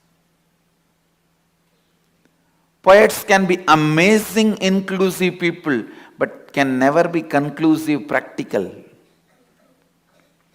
People who sacrifice inclusiveness for the sake of conclusion, amazing mathematicians.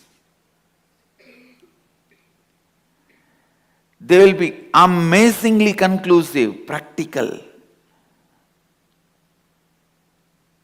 You can't live with them. They can never make good husband or wife. They can be amazingly conclusive,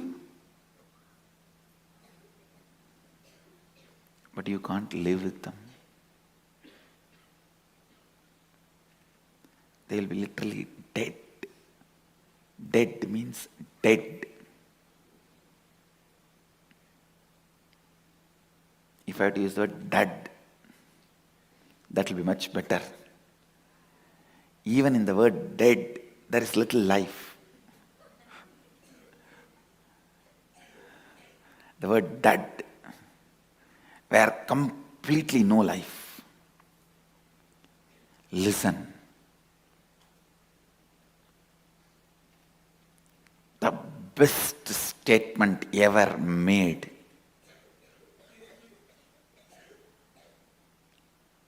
With the ultimate inclusiveness and conclusiveness is this one statement. Ishavasyam idaggun sarvam yatkincha jagatyan jagat.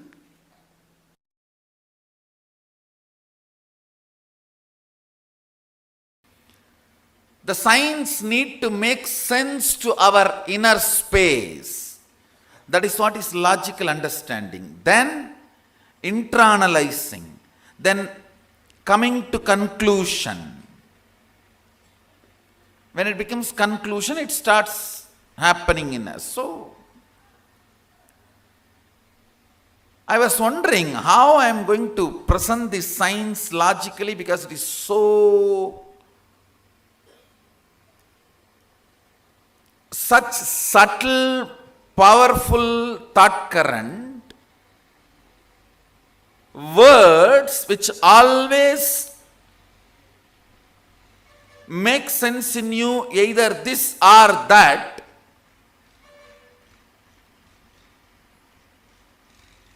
Understand these words. Words have such big difficulty. It always conveys to you this or that. But the most subtle thought currents cannot get controlled by this or that.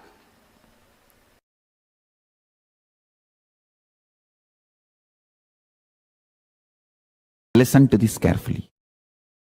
Listen to this carefully.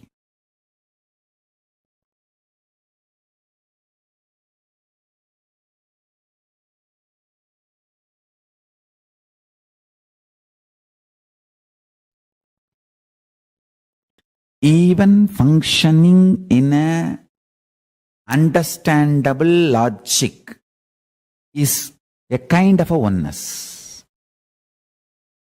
So Arunagiri Ishvara revealed this. It's a too subtle sacred secret. Listen.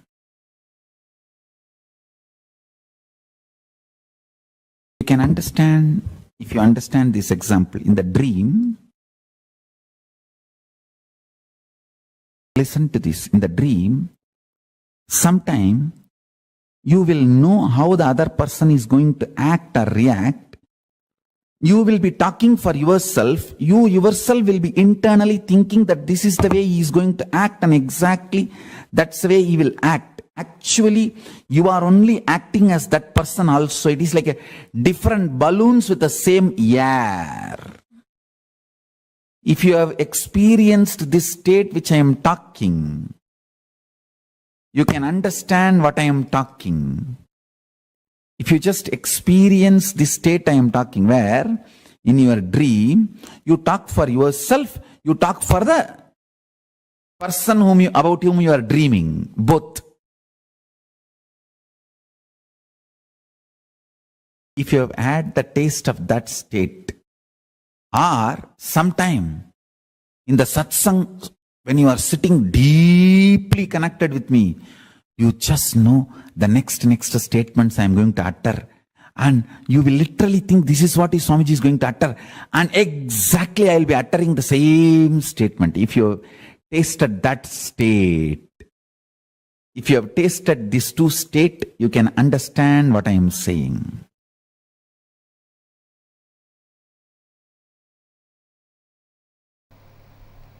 Ishavasya Upanishad gave all the conclusions. Ishavasyam idam sarvam yatkincha jagatyan jagad tena tyaktena bunjita makridam makrida kasya sviddanam. All conclusions.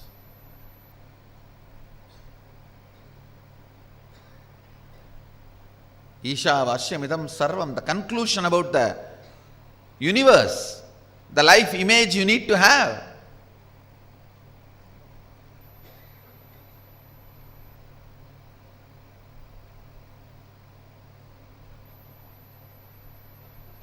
Ishavasyam idam sarvam yatkincha jagatyan jagat tena tyaktena bunjita makrida kasya sviddanam. Means that second statement is the conclusion, the relationship you need to have with the universe. Everything is part of you, be part of it. Not having an individual I and mine, celebrate the whole. The whole Ishavasya Upanishad, if you see, conclusions, that's all. Conclusions. If you just pick up the conclusions declared by Ishavasya Upanishad and start living, cognizing, you are done. Nothing more need to be done. You are a Jivan Mukta.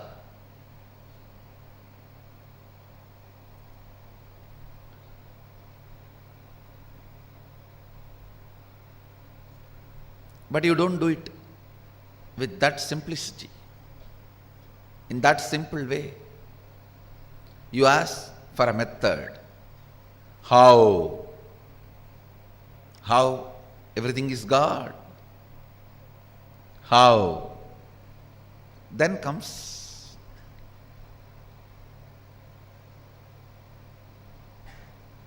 the answer from Upanishad.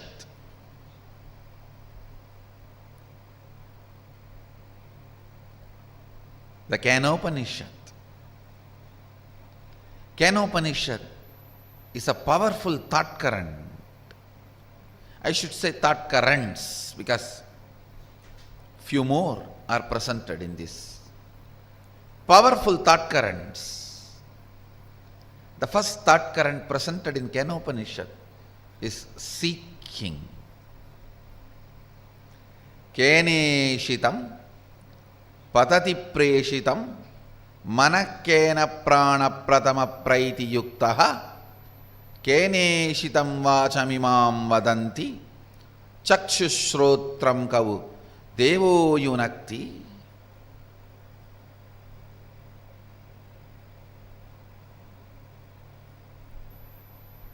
By whom, willed and caused, does the mind go towards its object?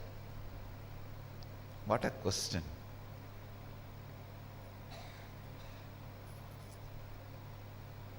Just by the strength of the question, you know the person who is in front of you is a seeker or poker.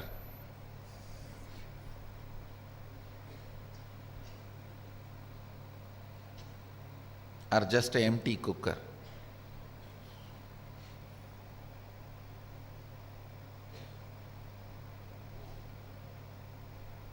By whom? Keneshitam patati preshitam mana kena prana pratama praiti yuktaha. By whom, willed and caused, does the mind go towards its object? By whom, directed and united with which, does the first vital life energy, the chief cause, comes forth towards its activities? At whose will does the speech gets activated and speaks? Enlivened and directed by what luminous divine power? Indeed, do the eyes and ears engage in their functions? Understand?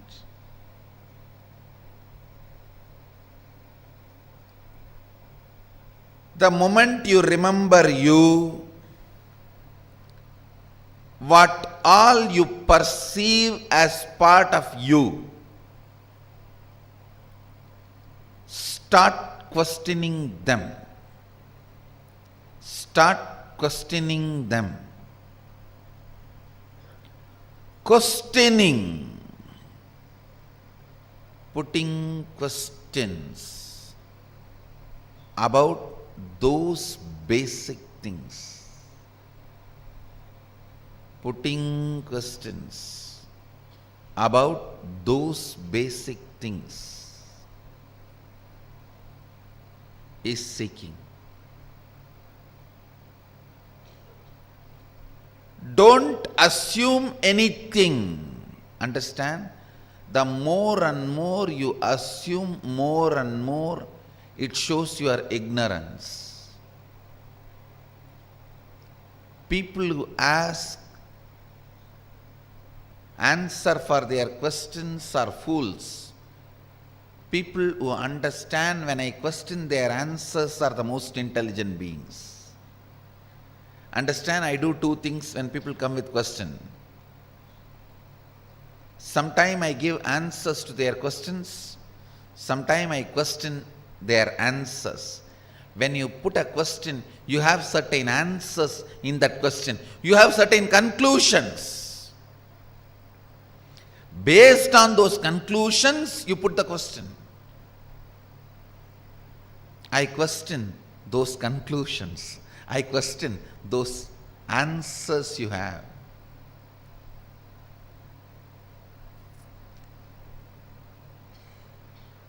Understand? I am defining seeking. Seeking is having questions without any assumptions as foundation. Non-assumption questions, non-assuming questions is seeking.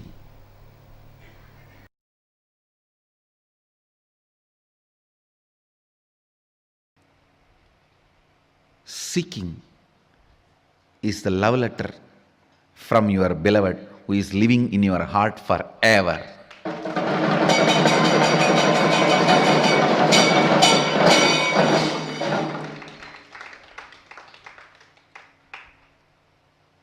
If you miss that, you may have to wait for ever and ever to get the second letter. Understand,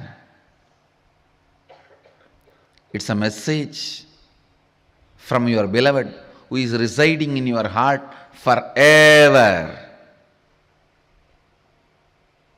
Anything can be lost, not seeking.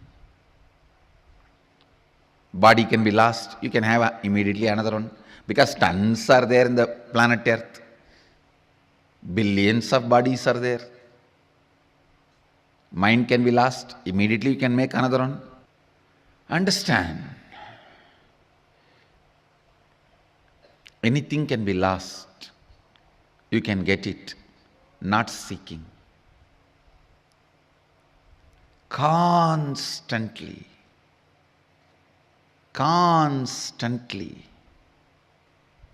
keeping your inner quest alive, keeping the basic questions alive till they become experiential answers, not intellectual, experiential answers. What am I doing? Every day, what am I doing? What I am doing, is it exactly moving me, pushing me towards where I am supposed to reach? What am I doing? Where am I going? What am I doing? Where am I heading?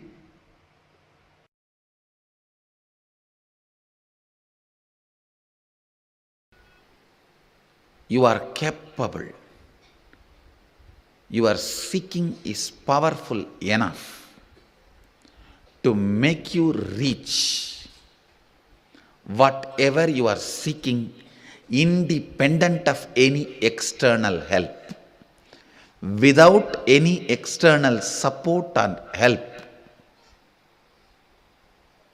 Your seeking is powerful enough to make you experience the space you are seeking.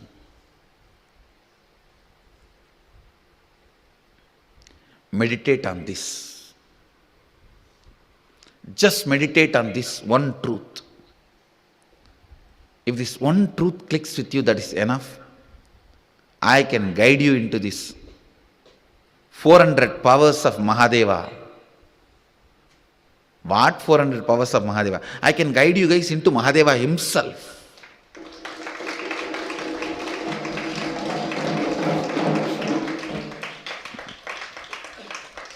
Just this one truth has to strongly click with you guys.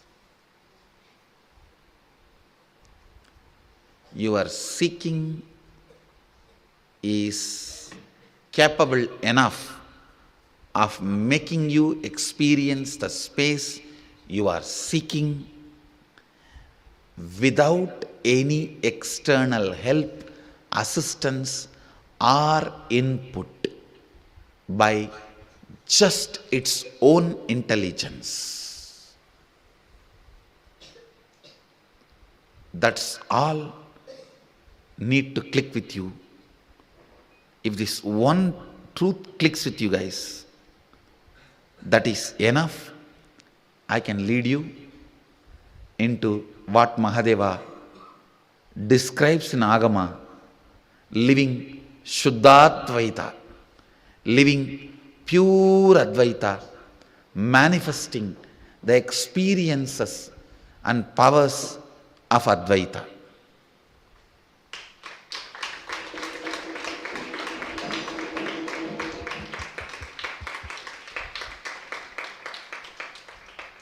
Manifesting experiences and powers of Advaita.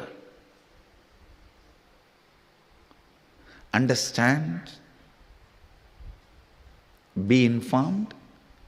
I am very seriously manifesting all these powers, very sincerely manifesting for the sake of training this first batch of Balasans. So I am opening the shop, which is free. It is now your decision to seek is going to make you experience all this. Listen, I am opening it. Now your decision to seek will make you experience it. That is why I am saying, meditate on this one truth. Tonight when you go and lie down, see, I will describe seeking in a much more practical sense. It can start in as simple as when you look at the sky, what is there? So much. Beyond all this, what is there? It can start even with that simple question.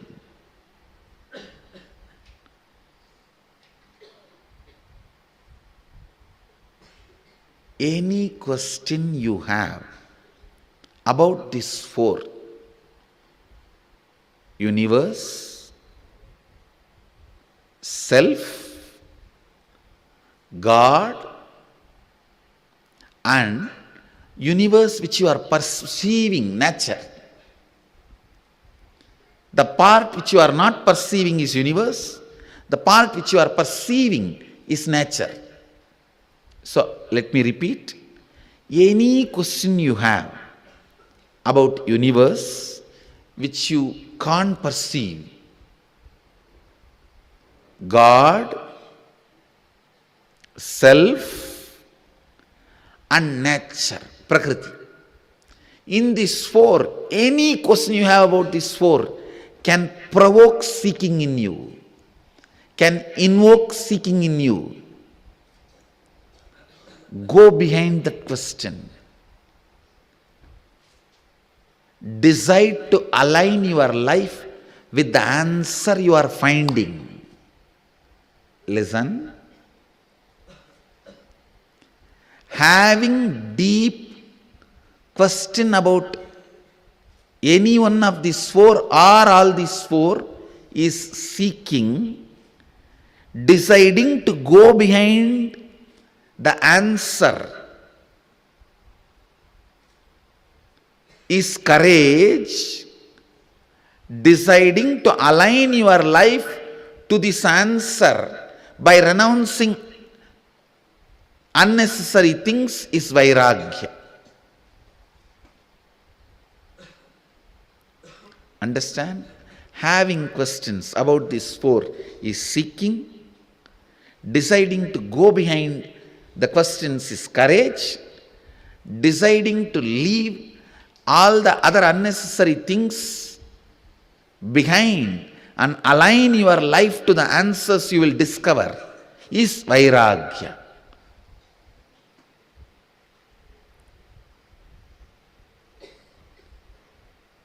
Invoke seeking, that is enough. You don't need to be worried about vairagya, courage, all that now.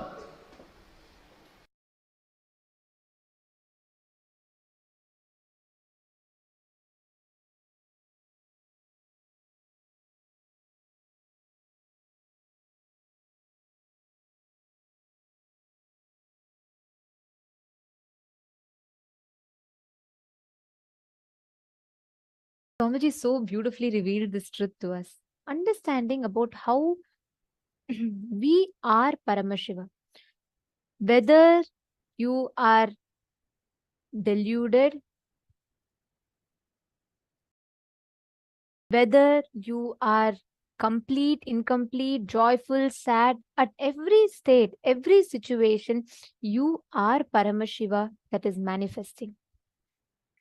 This was such a beautiful satsang. I request every one of you to please take a few minutes and you all can type out and post what is your click from this session. Take a few minutes. I request each of you to type out your understanding.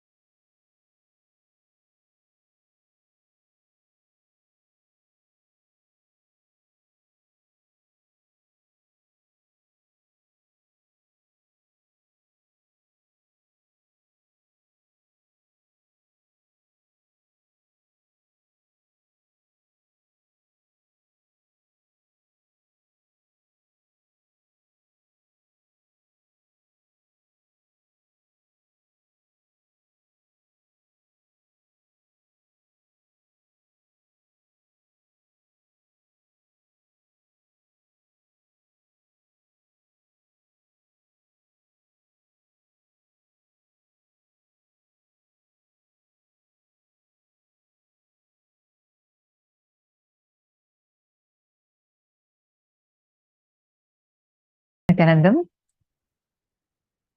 We had a series of powerful cognitions and revelations. I request each of you to post here, all the participants that are here with us. What is the click that you had when Swamiji revealed about, because this cognitions that we learned now and what we learned yesterday, all of these together are so important for us to be prepared with, especially for today's darshan. And the session, Swamiji is going to be initiating and blessing all of us with very powerful cognitions, like how Swamiji explained to us from a scene from the Interstellar movie. Swamiji took that as an example and explained to us in a very powerful way. Any word we put to it would actually, it's not going to do justice to what Swamiji had revealed.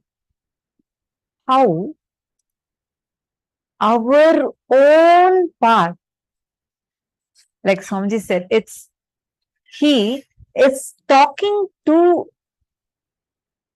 his deluded part, which is us, and our future enlightened part is Swamiji. Actually, this is clicking in multiple levels, right? I request you all to take a few minutes and please post what are the clicks you are getting when Swamiji gave the example of how Cooper gives Murph his watch from the inside of the Tesseract, just the fifth dimension. And he sends a message using Morse code through that watch, like how the clicking of the second's hand in Murph's watch. And that's exactly, he's actually transmitting the quantum data that can potentially save humanity. Swamiji said, like that, he is having his Atmalinga, and our Atmalinga is that watch that, like how Cooper is giving to his daughter Murph. Like that, Swamiji has blessed us all with our Atmalingas, which is directly connected to Swamiji's Atmalinga. And Swamiji is sending that Morse code to awaken us, awaken all of us to the reality that we are Paramashiva. From Swamiji's Atmalinga, Swamiji sent like such an extraordinary initiation we all had. I think that was like a breakthrough to the Jada Granthi Vedana process itself. Yes. And today Swamiji is going to be revealing this in a much deeper level. And also, just to add,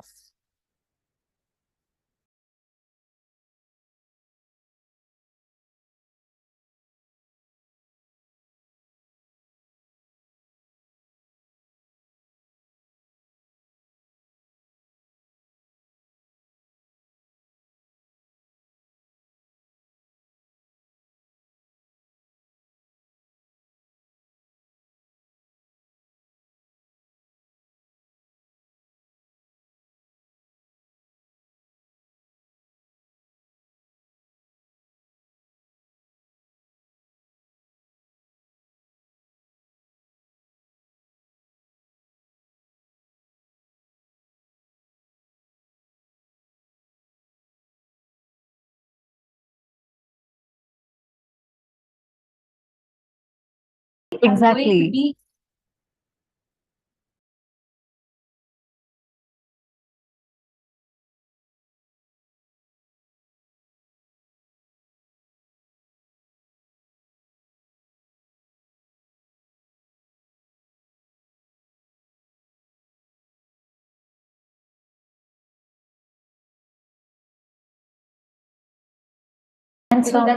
And Swamiji said, even when you're deluded, you don't even need to, because usually what we all say, okay, I know, but we need to realize it. Swamiji says, whether you realize or not, whether you understand or not, you are Paramashiva.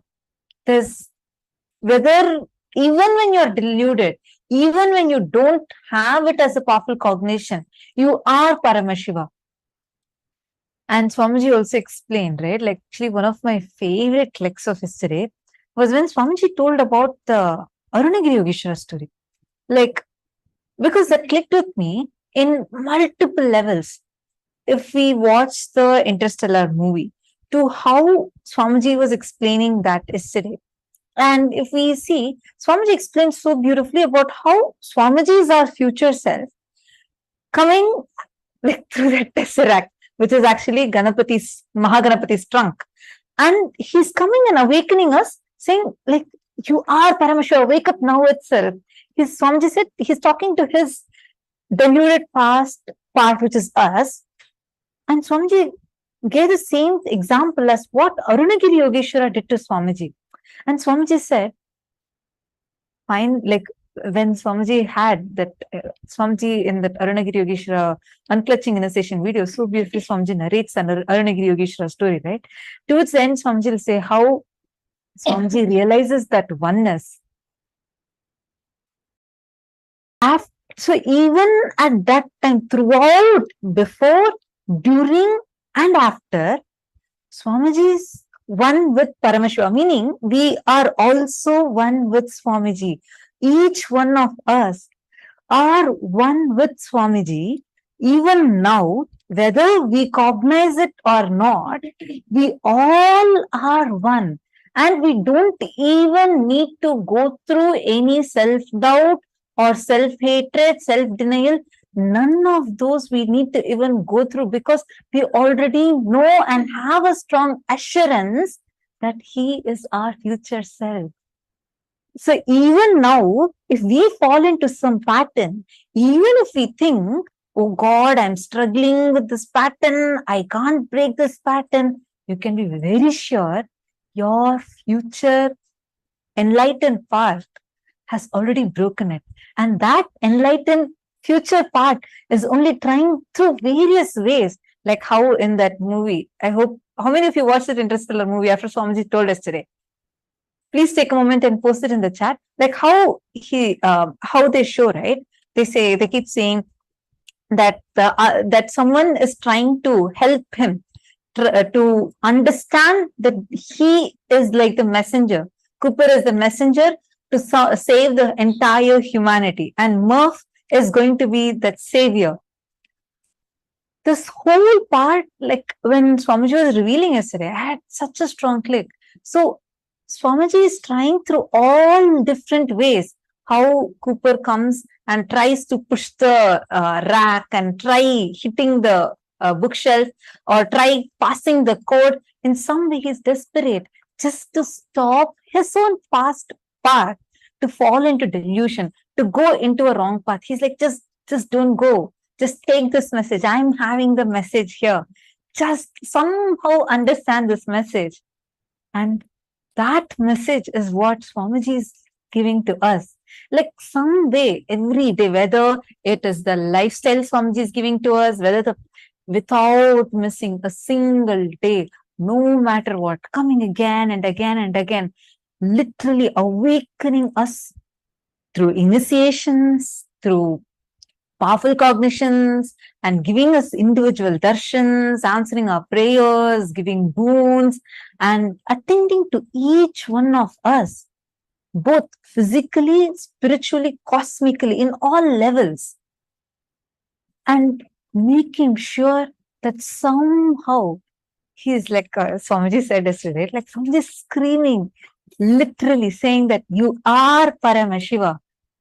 And the exact truth, this exact statement is what Swamiji revealed to us in the year 2017. If you all remember, there was a very powerful statement that Swamiji made. Swamiji said that the me in me is talking to the me in you. This whole statement, the way I understood it, like talking for myself, the way I understood it from at that time was very limited. Yesterday, when Swamiji revealed it, first I thought, okay, Swamiji was saying more about the cosmic perspective, like Swamiji exists in each of us, and he's talking to the part of him that exists in us.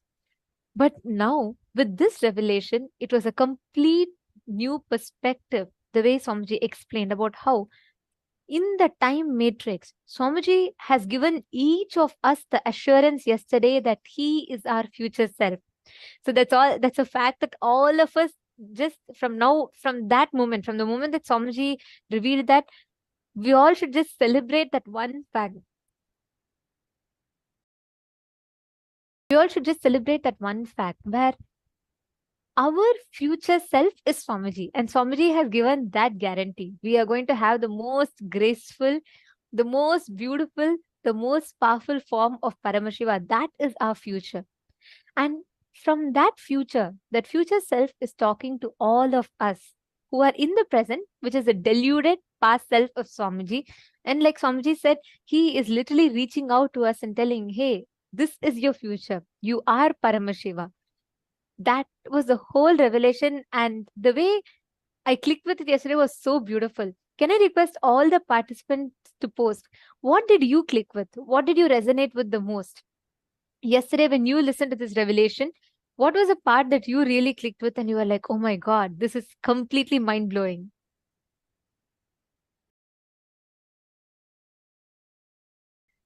Yes, Sri Nitya Gurupriyan, you are seeking you have the fundamental right to think, experience, and live as Paramashiva. And Elizabeth Silva's posted, I understood that time does not exist. There is horizontal and vertical time. However, I still feel that I'll have to comply with the horizontal time. And you have explained how you understood what Swamiji has revealed. Very beautiful.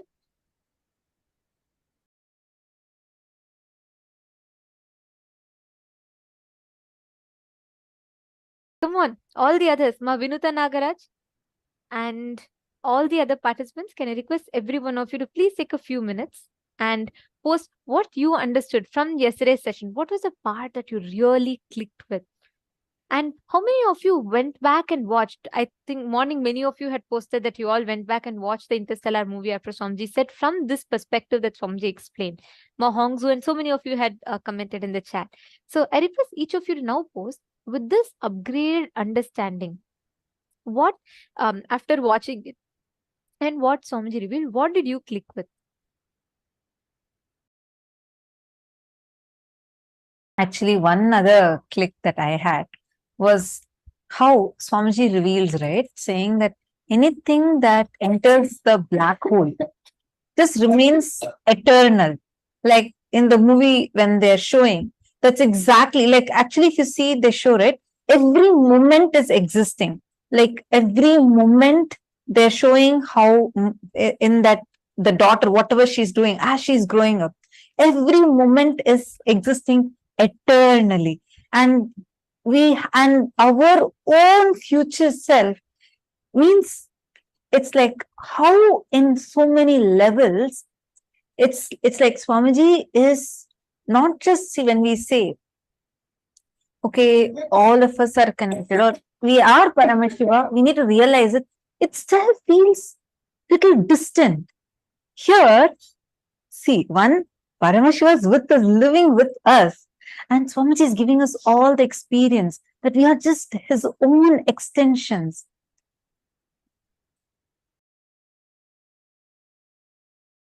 Mahedish Laka has posted, your future enlightened part, which is me talking to my past deluded part, which is you. So I am talking to me, you are listening to you. Yes, that's what Swamiji said, right? What did you understand by it? Can I request each one of you, take a moment and please post what are the clicks you had.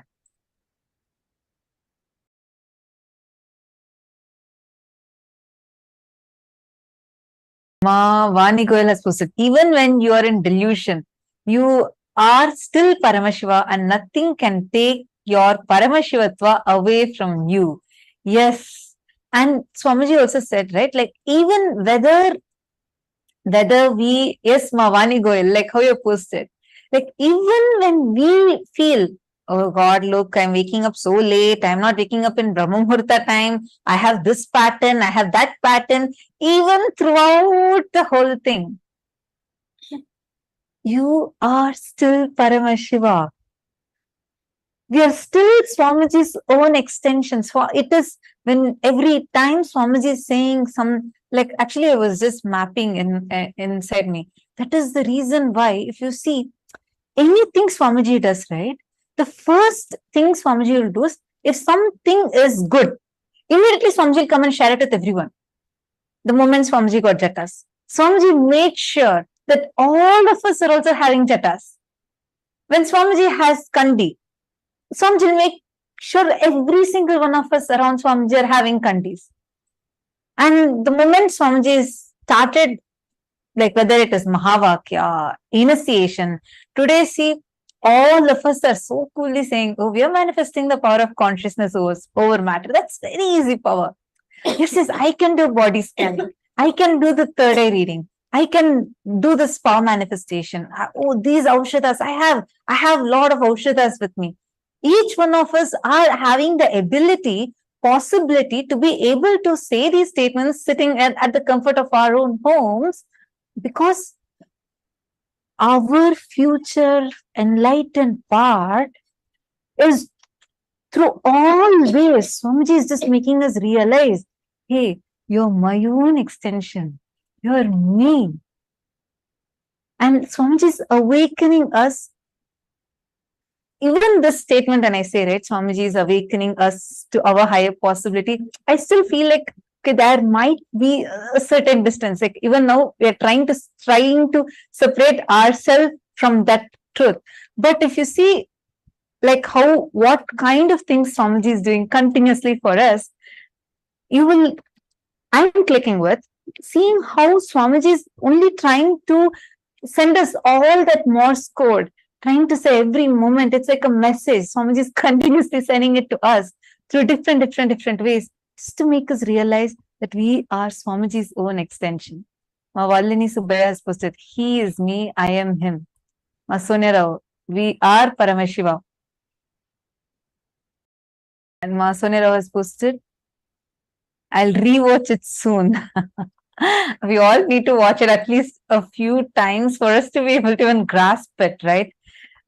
I mean, the moment we start even trying to chew it, it just gives a much deeper click again and again and again. Actually, just by cognizing these truths in our inner space will expand. Even when you read it, even when you listen to it, the whole inner space will just expand. Is it not? I am seeing one of the participants have posted.